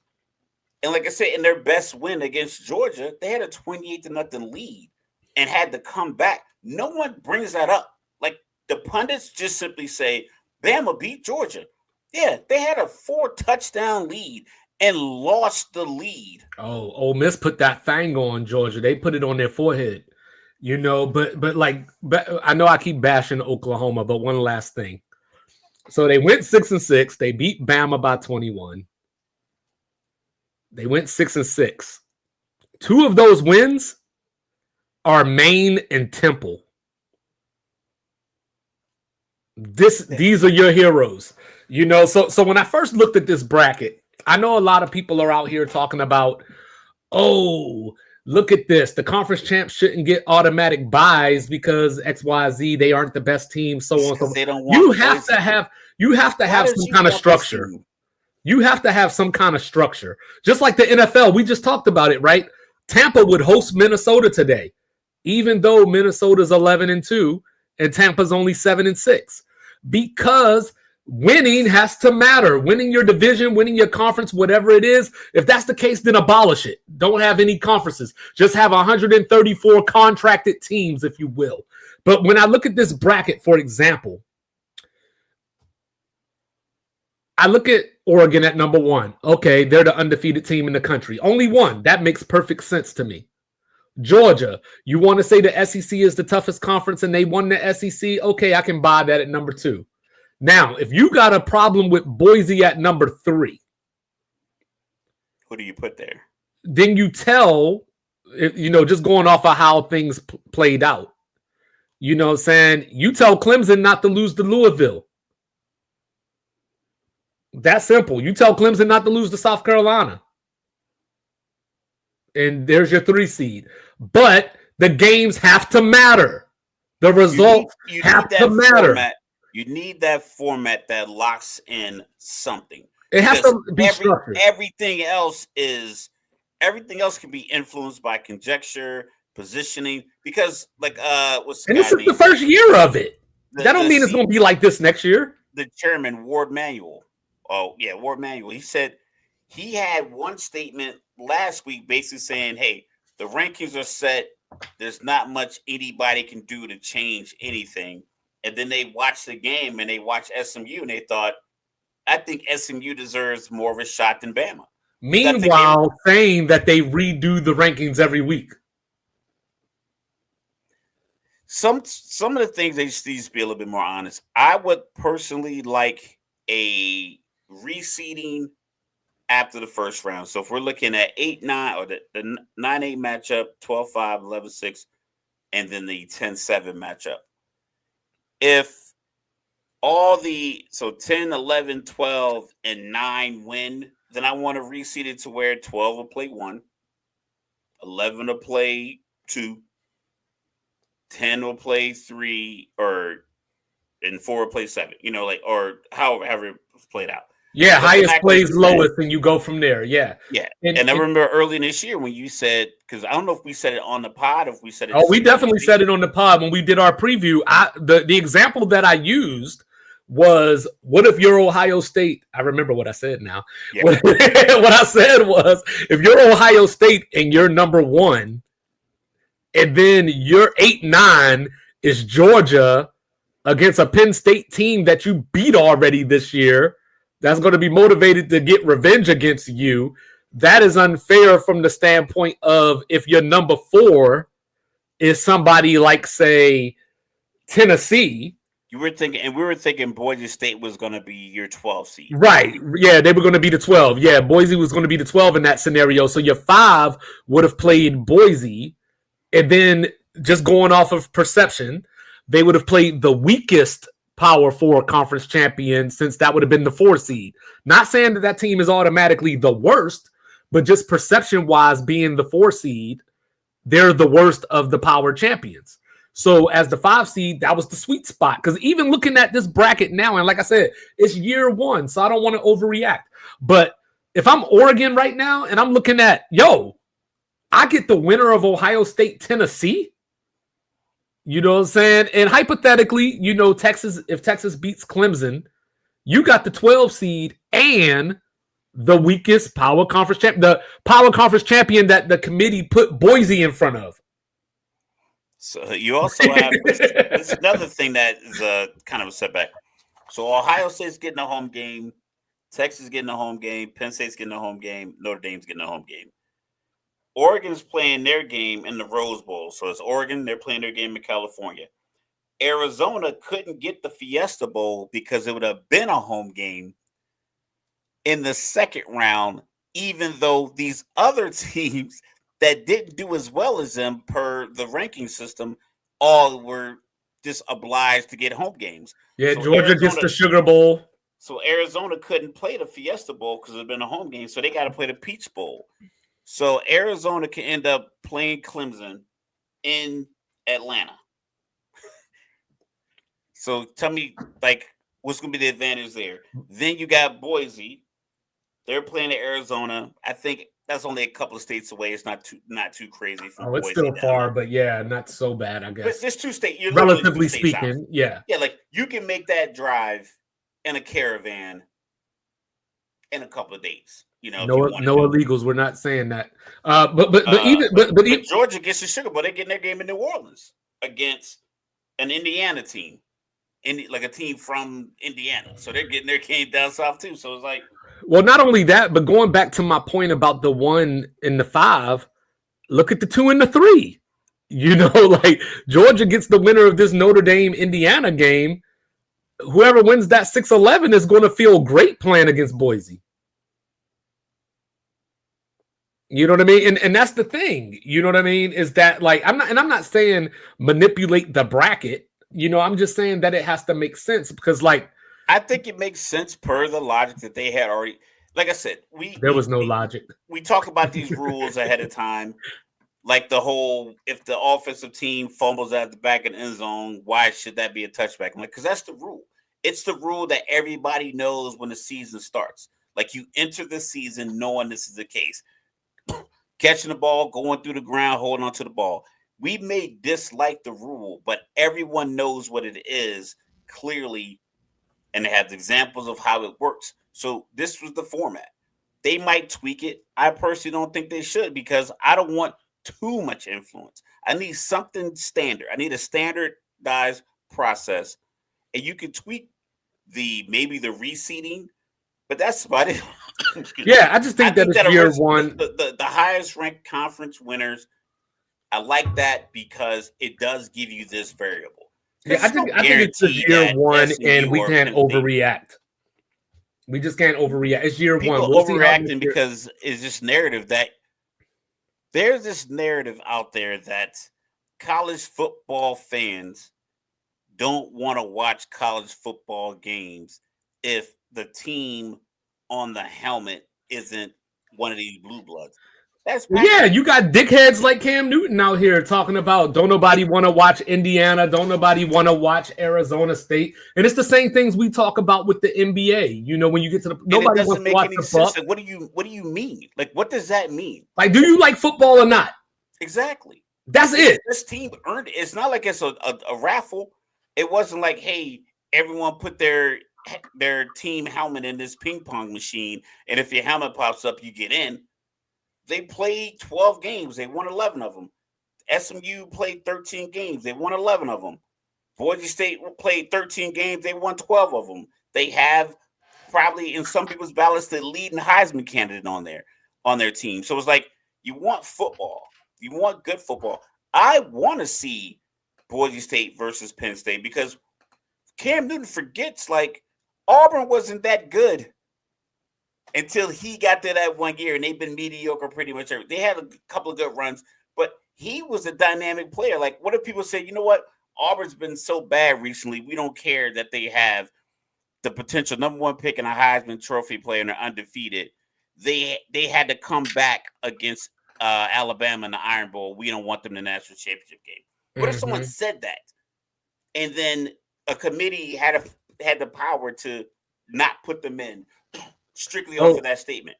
I think that's my problem. So when you first saw the bracket, they love meritocracy until they don't get the results. Ain't that some shit? I love it. What was your first reaction when you saw the bracket? When you first, when it was unveiled, what was the first thing you took away? When I saw the bracket, because it was already on and I finally got settled in, I started watching it. I looked and see if SMU made it and if Alabama didn't. And then when SMU made it, I'm like, okay. It was, like I said, I know I keep picking on Alabama as an example, but that is the example of, like, they said it's like the meritocracy. They lost to Alabama. You work. So they lost to Oklahoma.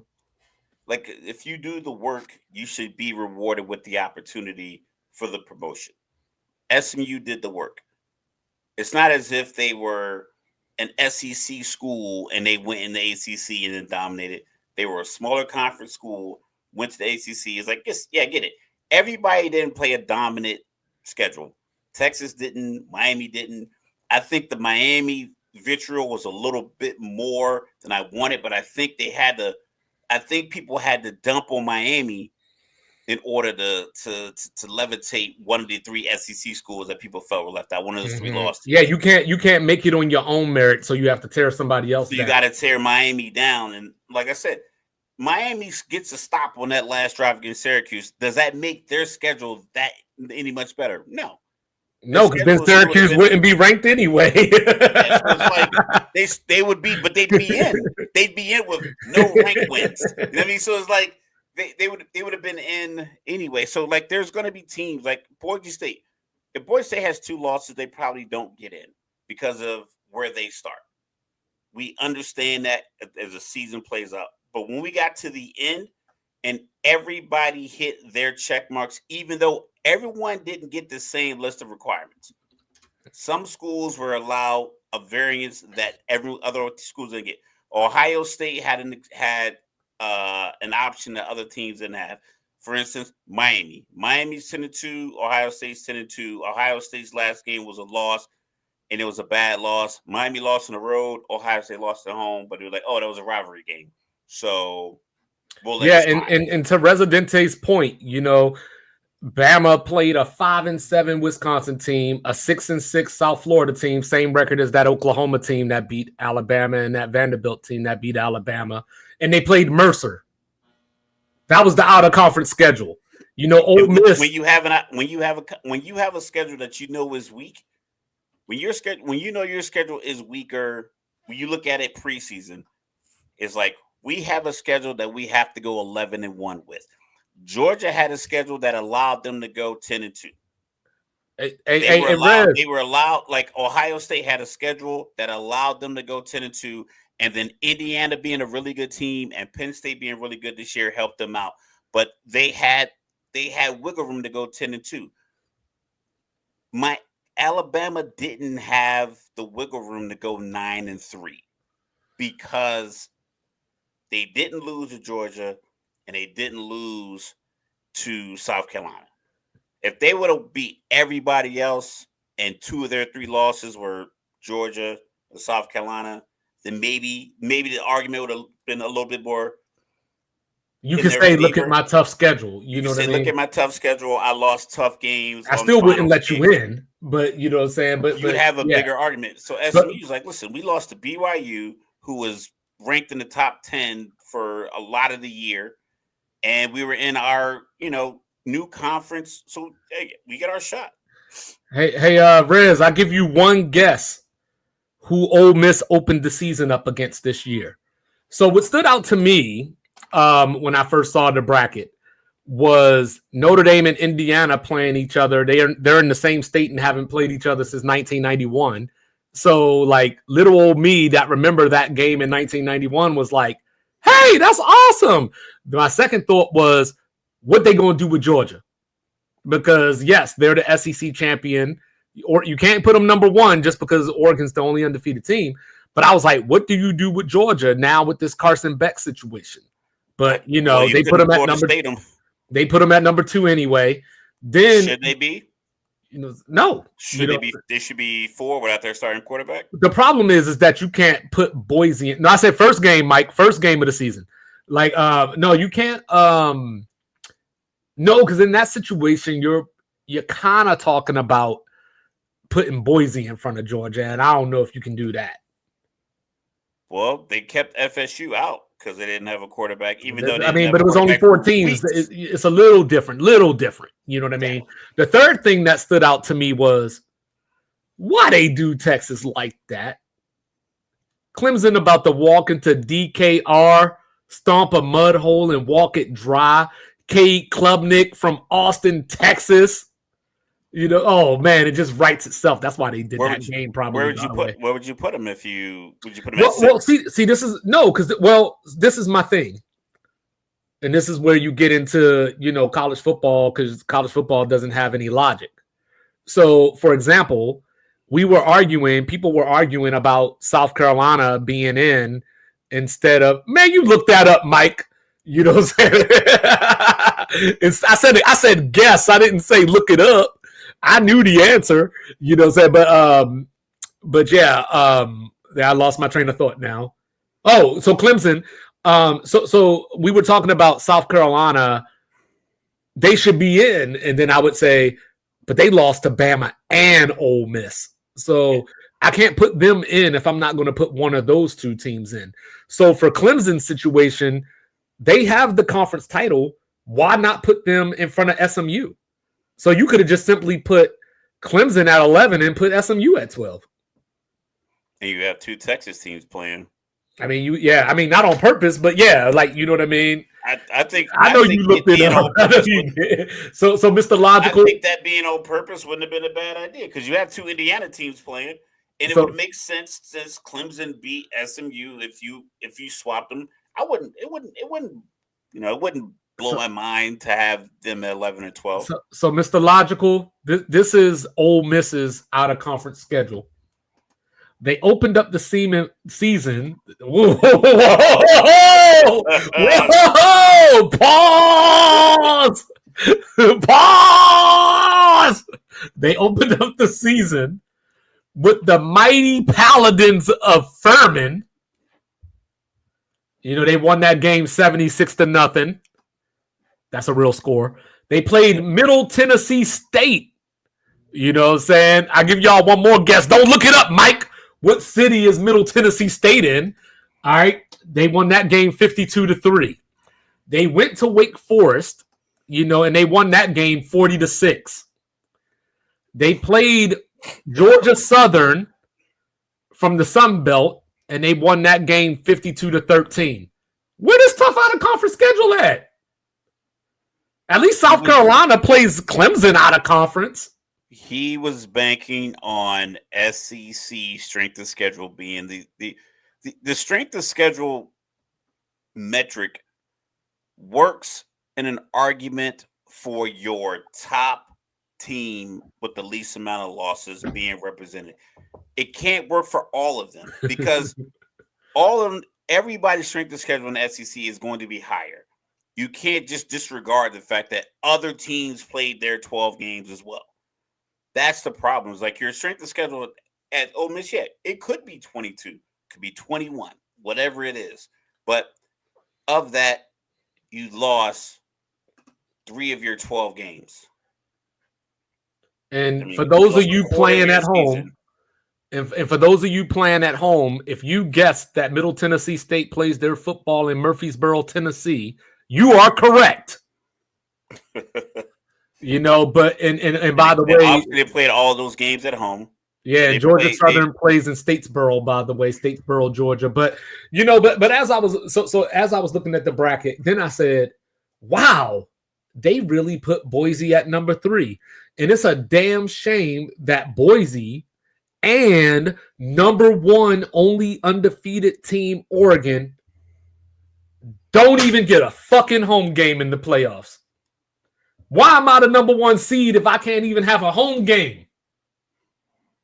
Listen, heavy is the head that wears a crown. Like I said, you get a couple extra weeks off. You just got to hope your fans travel. I saw something today that said the most expensive ticket at the Indiana-Notre Dame game is $4,800. The cheapest ticket is like $990. Somebody want to see the Hoosiers, don't they? You got to hope that the crypto money, the trust fund money, the Capital One credit cards, the American Express cards all get accepted. The bearer bonds, the travel vouchers, whatever people need to pay for tickets to fill these stadiums, that's what you're going to have to get. Playing their game at the Rose Bowl, like, I mean, you're going to get you're going to get something like that anyway, because in previous years, the 4 teams were playing on the road anyway. So, like, having another home game, like, I'd rather have a free week versus a home game. Like, listen, you want to see us come down from Oregon to California, watch the game. Hey, but quick why question risk for y'all out losing there? the tournament just to have a game at home? Quick question for y'all out there. How many of y'all out there watching the NBA Cup tonight? So my next observation when looking at the bracket, the Milwaukee Bucks advanced, by the way. You know, OKC's up 12 with 3 minutes left. My next observation was, what are we going to get from Ohio State? You know, the last time we saw Ohio State, they were getting their shit pushed in by the Wolverines, training day style. And now they got Tennessee coming in with one of the best defensive lines in the country against their beat-up offensive line. They're coming in broken because they just got out-toughed and out-muscled by their rival. You know what I mean? Like, we've been hearing about, is Ryan Day going to be fired for the last week and a half, and we still got another 10 days or so before this game happens. So from that standpoint, I went into like analysis mode, and I was like, what Ohio State do we even get? Like, you know, you're at home, it's awesome, but you were at home when Michigan came through too. So do you think, Mr. Logical, do you think that it's a good thing for Ohio State to have this time to kind of regroup? Or do you think if you're Ohio State, you'd rather just play right away? I think it's time. It's a good, like I said, after they lost, at least they don't have to risk a third loss in the Big Ten championship and risk not making the college football playoff. I don't know how much of that I think they really would have on still the made it though, table. because if you look at it, like all these Penn State lost the conference title game, SMU lost the conference title game. Yeah, but that would have been you would have gotten out muscled and then come right back. Especially if you play Oregon tough before you lost by a point. If they don't do the sneaky stuff with the penalties and still in the time off the clock, you have an opportunity to kick a field goal. But say you come back out and now Oregon beats you 34-13. The committee has to take that into consideration. Like, yo, maybe this team isn't in line to participate in this championship run, and maybe Georgia was going to get in with 3. Like bring Army into it or something. I don't know if that was the case, but a lot of other things would have to play out. But like I said, at least they don't have to risk that third loss, because now you're sitting at 2 losses. One was to the number 1 team in the country. The other one was to your rival. You beat Indiana and Penn State in conference, who were both undefeated. You gave them their only loss. So you can rest your hat on that. You can rest your hat on actually being physically rested. Who gave now going in and playing Tennessee? Who gave Purdue their schedule? They had to play Notre Dame, Penn State, Oregon, and Ohio State. they knew Purdue wasn't gonna produce, so they just go ahead, just play football games so we can get 3 teams into the college football playoff. You guys have got to just be, sacrificial lambs. But like, if I'm Ohio State, I feel confidence against Tennessee. If you just go back to what you do best, you have threats passing the ball, get them in position of where they are making plays downfield. Yeah. That's it. Don't try to be somebody else. Residente wilding out now, but put Army in. I think Army probably had a real argument. Army could have been in. Hey, Purdue was 1-11 though. But now this one will really get Mike going. If he wasn't going already. So you mean to tell me that the school with one of the biggest cheating scandals in NCAA history is trying to hire the biggest cheater in NFL history? What is going on in Chapel Hill? I don't understand it at all. I'm going to rely on your expertise because I don't understand why. I got nothing. I mean, I know Bill's been out in these streets chasing these young women. Maybe he just wanted to be in the environment with a lot of young co-eds. I think his girlfriend's like 26 or something like that. Playing tough schedule should be enough. I don't know why you would go to North Carolina. And you said something earlier. I thought you had read it. I don't know, because I kind of perused with the article. You said that you think that he goes there so that they keep his son on his head. Well, that's what he put in his negotiation. That I didn't make that up. Okay. So part of North Carolina talking to him, or I guess let me rephrase. Part of him considering to take the job at North Carolina is that they name his son the head coach in waiting. So that's all Bill Belichick. That, if I'm North Carolina, I'm not signing up for that. His son is the defensive coordinator out at Washington right now under Jed Fish. Came down from the Patriots and everything, but they should just hire the son as head coach, hire Bill as an advisor to help him. Like, at least that way, when I fire him, I can get rid of both of y'all. Like, why would I agree? Like, why would I put myself? I'm the school. I have the money.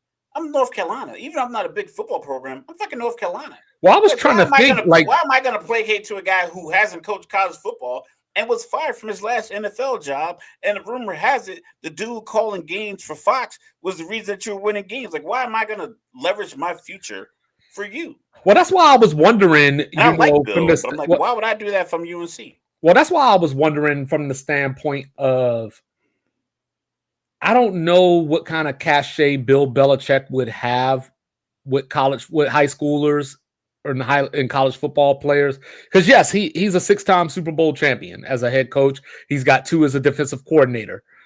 But at the same time, a lot of these kids don't know the Patriots in that way. You know, they remember Tom Brady winning the Super Bowl with Tampa. So the moment that he tries to yell at them or go hard on them, pause, you know, in that Eric Bieniemy kind of way, I just see kids transferring. Off the bat. Like, you hear some of the Julian Edelman stories, you're going to wear those fucking red gloves. You're going to give me all these holding penalties. I don't know if a kid is like, I wasn't around. Like, I wasn't born when you won your first few Super Bowls. Can he dumb down his defense enough for college players? Or is this one of those Jimbo Fisher trying to play this antiquated offense from the 80s that nobody wants to run? I think he can, because his defense didn't look like a lot of other NFL teams. Like, he was playing with big linebackers. He had third down linebackers. Like I said, if you just want your son to get the job, then help negotiate for him, and then do the Bill Callahan and the Mike Shanahan thing, where you just sit in the booth, advise. You get a special title. They pay you, $300,000 a year, whatever, to just be an advisor, whatever the going rate is for that position. But I'm not signing up for Bill Belichick to try to negotiate. He has to get guys their junior year in high school. 16, 17-year-olds are going to sit across from Bill Belichick, and maybe if you really know football, or if your parents are really into football and they just kind of respect the fact that he is an all-time great head coach, and lock you in, but his name doesn't resonate through the college dorms. Like Nick Saban can go back to college right now. Nick Saban could probably go to UNC and make a shake, because I think he has those avenues. He knows how to gain access to these guys. So, like I said, you got a lot of guys. You get them on the radar junior year, and you try to get them to commit before they go into their senior year, before they have like that explosive year, because they're like a year bigger. They're probably better players. You lock them in, and then they go have this outstanding senior year, and then they come to your school. Nick is great, Mike. Don't start.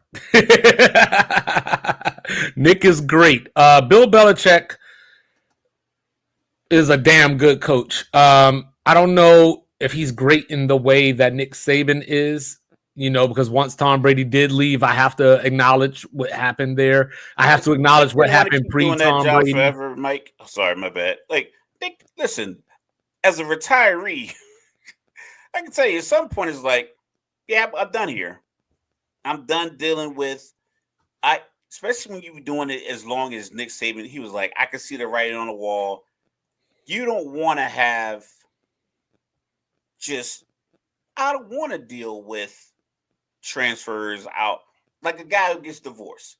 A guy goes out there, gets divorced, a woman, they get divorced, and then they meet somebody else and they start a new relationship, and people are like, hey, you getting married again? They're like, no, I'm not.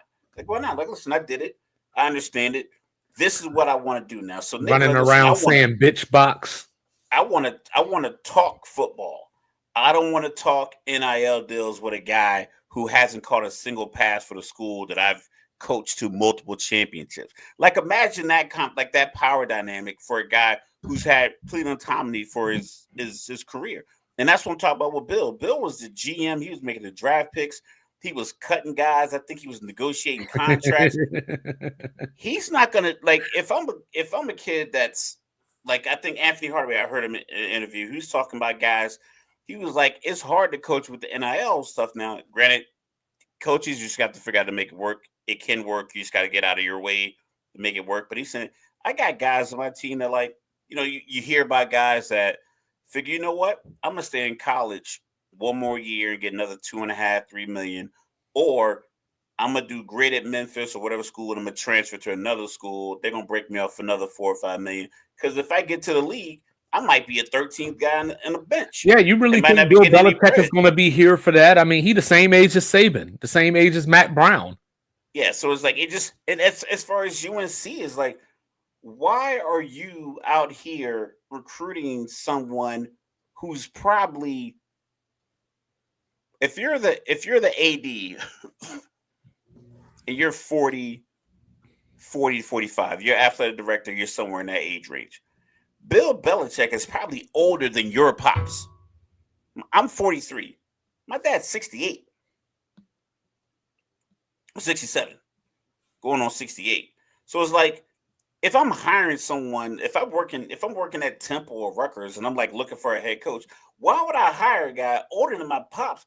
Much as I know my pops like chill. You don't want to be stressed out dealing with teenagers. And he's 67. He got a teenage grandson. I don't think he'd want to deal with him in his recruiting, let alone trying to recruit 30 of them. Like, this doesn't make any sense. Traveling to games, having conversations and text messages. Like, he's a 70-something-year-old man. That this is not his world. If you want to hire his son, just flat out hire his son. Don't do all the other showcase. Just like, yeah, we think you have coaching pedigree. We know you have a great advisor. We want to hire you. So, Mike, I don't know. So for the Nick Saban thing, I guess it's sort of like the Ashton Genty thing, where he's playing at Boise State, playing in the Mountain West, and he's running for all these yards. People are criticizing, saying that he's playing a weak schedule, so on and so forth. But then you can retort with that and say, who else doing it? Who else did it in the Mountain West? What other Mountain West running back did what Ashton Genty is doing right now? So the same thing with Nick Saban. Yes, he was at Bama. He was at the football factory. Bama sells itself, but so does Ohio State. What Ryan Day doing right now? You know what I mean? And I think Ryan Day is a good coach. It's a football factory because the head coaches come in there and they build these guys into football players.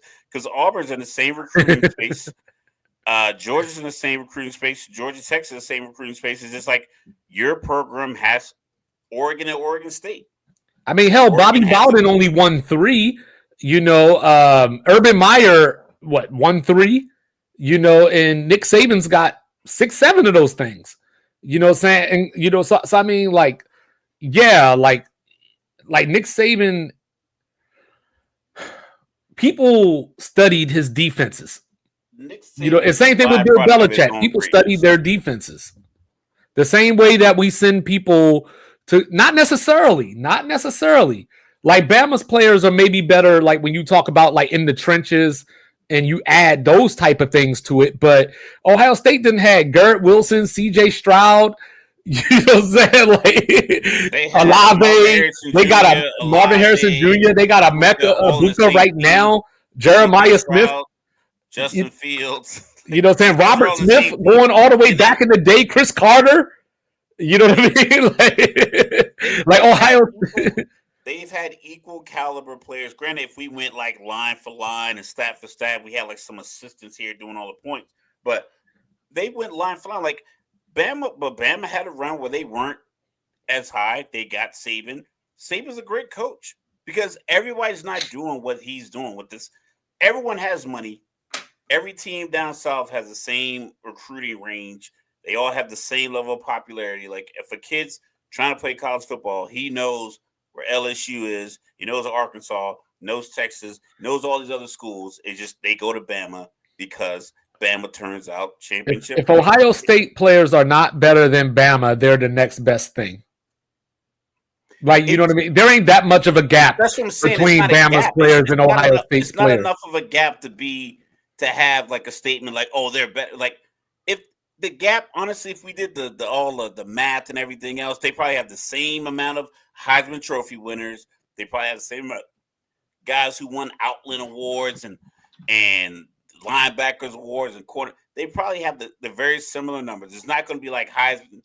Alabama has 50 Heisman. No, granted, 50 is outrage. Like 50 Ohio State. Ohio State has the second most Heisman winners at 7. Alabama has 4. Okay, so we look at your interior lineman awards, your Bolitnikovs, your running back awards, all these other awards. I mean, bro, like we just had a conversation the other night. Chris Carter went to Ohio State, and we were talking about how he's one of the best receivers in NFL history. Like, what receiver does Bama have that's close to Chris Carter? Julio Jones is probably the closest you're really gonna get, and he ain't there. As great as he is, he ain't there. Yeah. You know what I mean? And then, running backs, Bama might got that one. You know what I mean? They got running backs, Robert Smith, Eddie George, top running backs. Ezekiel Elliott had a great run before, he just couldn't get out of his own way. He had a nice little 7 years. I mean, Ezekiel Elliott's but you know what else too? But you know what else too? Ohio State also has the only 2-time Heisman winner. You know what I'm saying? So it's like Bama, Ohio State. No, we're just talking about Bama and Ohio State. But if you're talking about Saban had number 1 recruiting classes for who knows how long. Year after year after year. And the only person that was, so like from half the battle in college football. But from that standpoint, bring in the talent. He did it every year.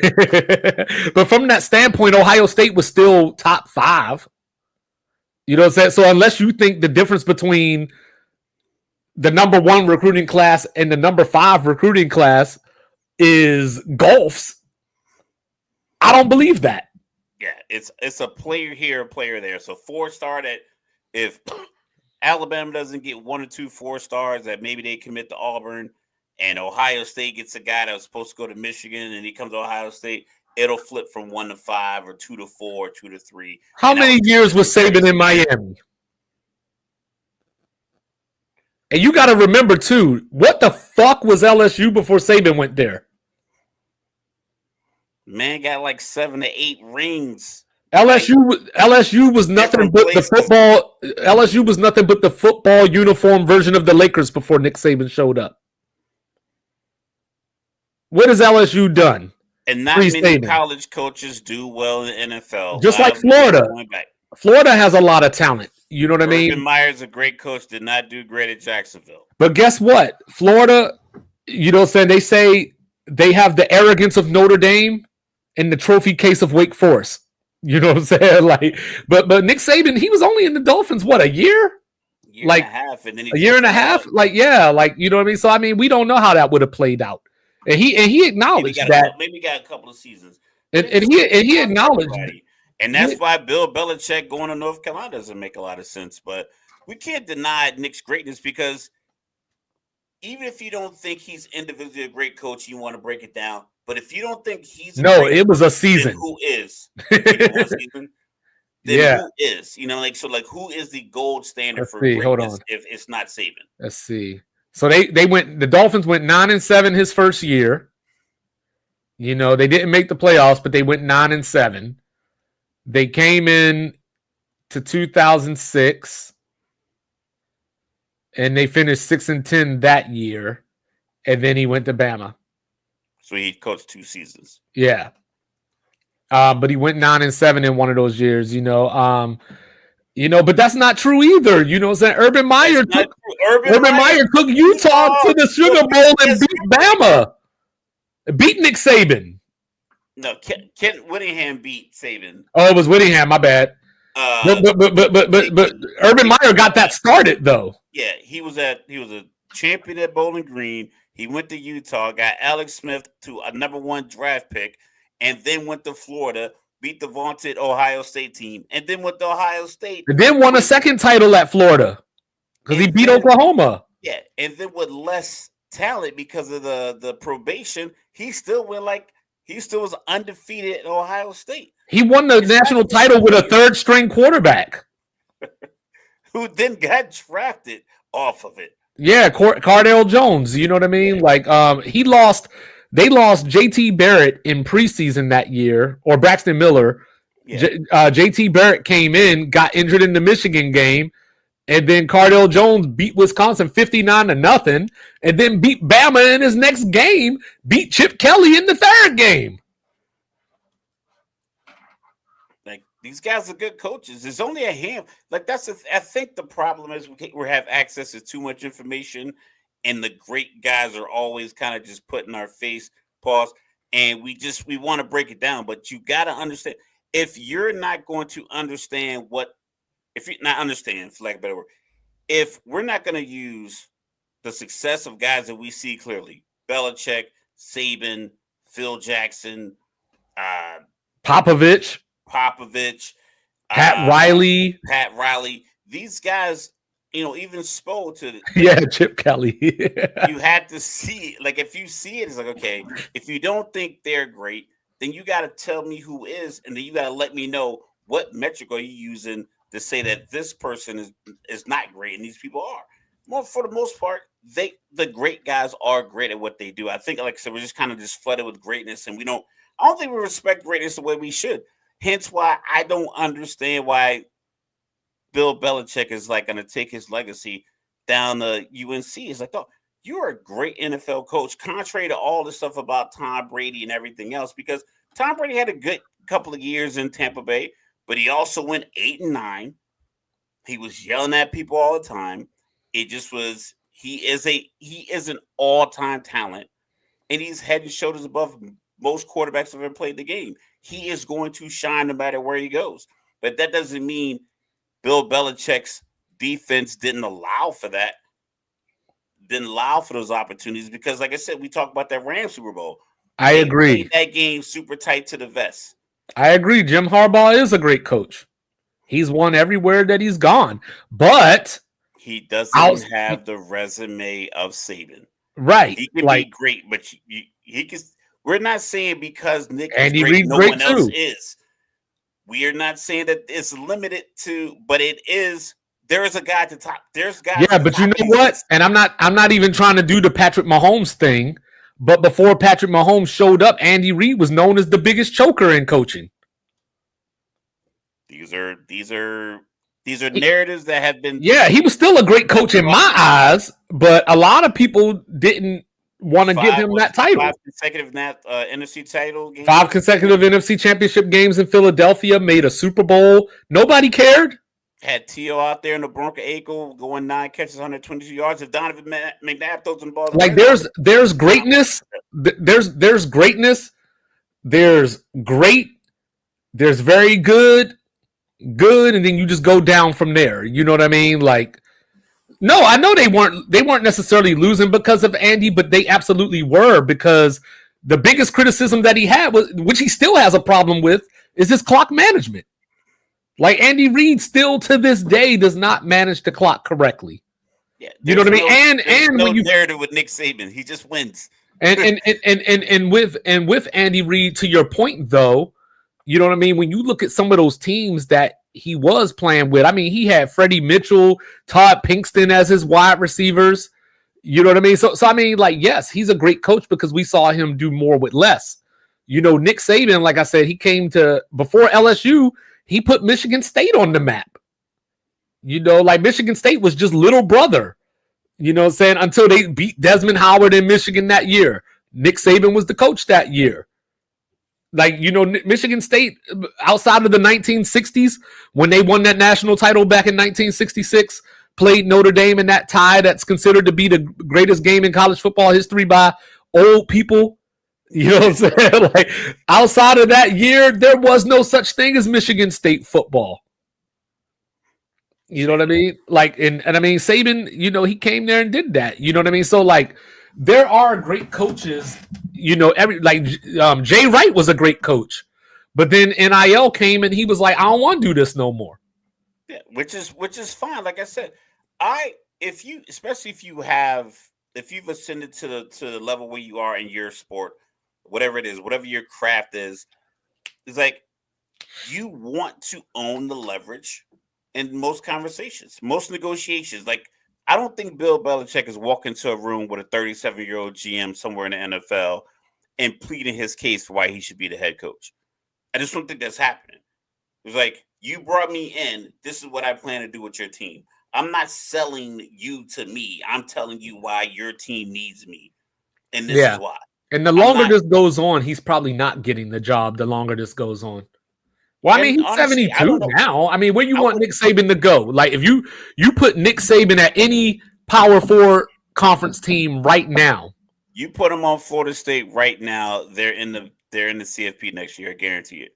If he took the absolutely. job today, they're in without a doubt. You can book it. And that's the difference. You know what I mean? Whereas another great coach might take 2 years to make a dent.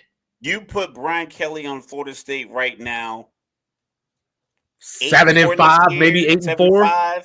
7-5.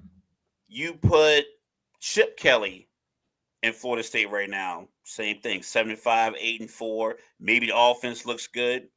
You put Nick Saban there, 11-1. You know what I'm saying? And as far as Bill Belichick goes, like, you know what I mean? The problem with Bill Belichick is not, it wasn't Bill Belichick the coach. The problem was Bill Belichick the GM. Because he's such a great coach that he was like, go get me Chris Hogan. Go get me this lineman out of UMass that nobody has ever heard of. Because he thought, like, I can coach this guy. And he was right more than he was wrong. Yeah, and he had a stance that he lived by, and I remember he talked about it a lot in interviews. He's like, don't tell me what a guy can't do. Tell me what he can do. So if I got a guy that is a linebacker, but he can't cover in space, cool. I'm not going to call plays where he has to cover Travis Kelce up the seam. Right, and you always talk about how he would take his number 2 corner and put him on the number 1 wide receiver. And just double them and put and shift guys that way. Like we talked about, that Rams Super Bowl was a masterclass in what Bill Belichick can do for a football team. That team was averaging over 30. No, not that one. Oh, the one against Jared Goff. The one against the Jared Goff Rams. Okay. 13-3. That team was averaging 31 points a game that year. They scored 54 points against Kansas City. And they scored 3 points in the Super Bowl because of the defensive strategy. And Tom Brady played to that. Tom Brady threw that game. Julian Edelman had 14 catches that game. Because it's like, okay, you could probably force it to Gronk on this 2nd and 10.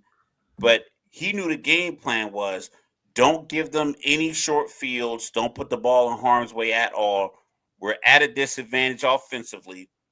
So if you can get Edelman, hit Edelman. If you guys are working, you got like this thing, we'll hit Gronk when we need to. And that's when they got the pass to Gronk down the sideline. But it was like he played into Belichick's plan and they won that Super Bowl 13-3. What's his shock face? So, the other day, Randy Moss was talking about the while he was wearing the shades and all that kind of stuff. And, so I guess Larry Fitzgerald just came out and said it's because, or he had to step away because he's battling liver cancer. That was my first time seeing it. Okay, I thought. Yeah, that was my first time seeing it. That's why that part, and I thought you saw like you had an update. Like no. That was just the first time I had saw that, and it just, like wow, that just, okay. Well, ending on a positive note, I guess, trying to end on a positive note here. At the end of the day, Bill Belichick to North Carolina is not official at this moment. It may not even become official, but it's just one of those things that I guess you're just doing your due diligence. You know what I mean? If you're not trying to get the best or what you perceive to be the best, you aren't trying. The same reason that UCF called and asked about Lincoln Riley. They knew they weren't getting Lincoln Riley, but you got to do your due diligence. Yeah, that makes sense. He knows how to recruit. Yeah, and not only that, but like I made the joke when we came back on here after we had found out that UCF did that, I was like, hell, they should have just called Ohio State then and check on Ryan Day. Because like I said, I do think that Ryan Day is a good coach. And if you look at his record against everybody else but Michigan, pretty solid. He does have an abundance of talent. that's on par with Bama and other top. I mean, like I said, but see, that's the thing about narratives, right? That kicker hits that field goal against Georgia. Ryan Day probably has a national title. Game of interest. TCU. Yeah, they beat TCU. They might not beat them 65-7, but it's probably 42-20. Mm-hmm. Something, but yeah. So it just is what it is. We'll see. I mean, I'm here for it. I wouldn't mind seeing Bill Belichick at North Carolina because I'm all about the fuckery. So so sign me up for all of that. But we will be back on Friday with picks. NFL Week 15. We'll be back with the college picks next week because the playoff starts late next week. So we'll be back with that as well.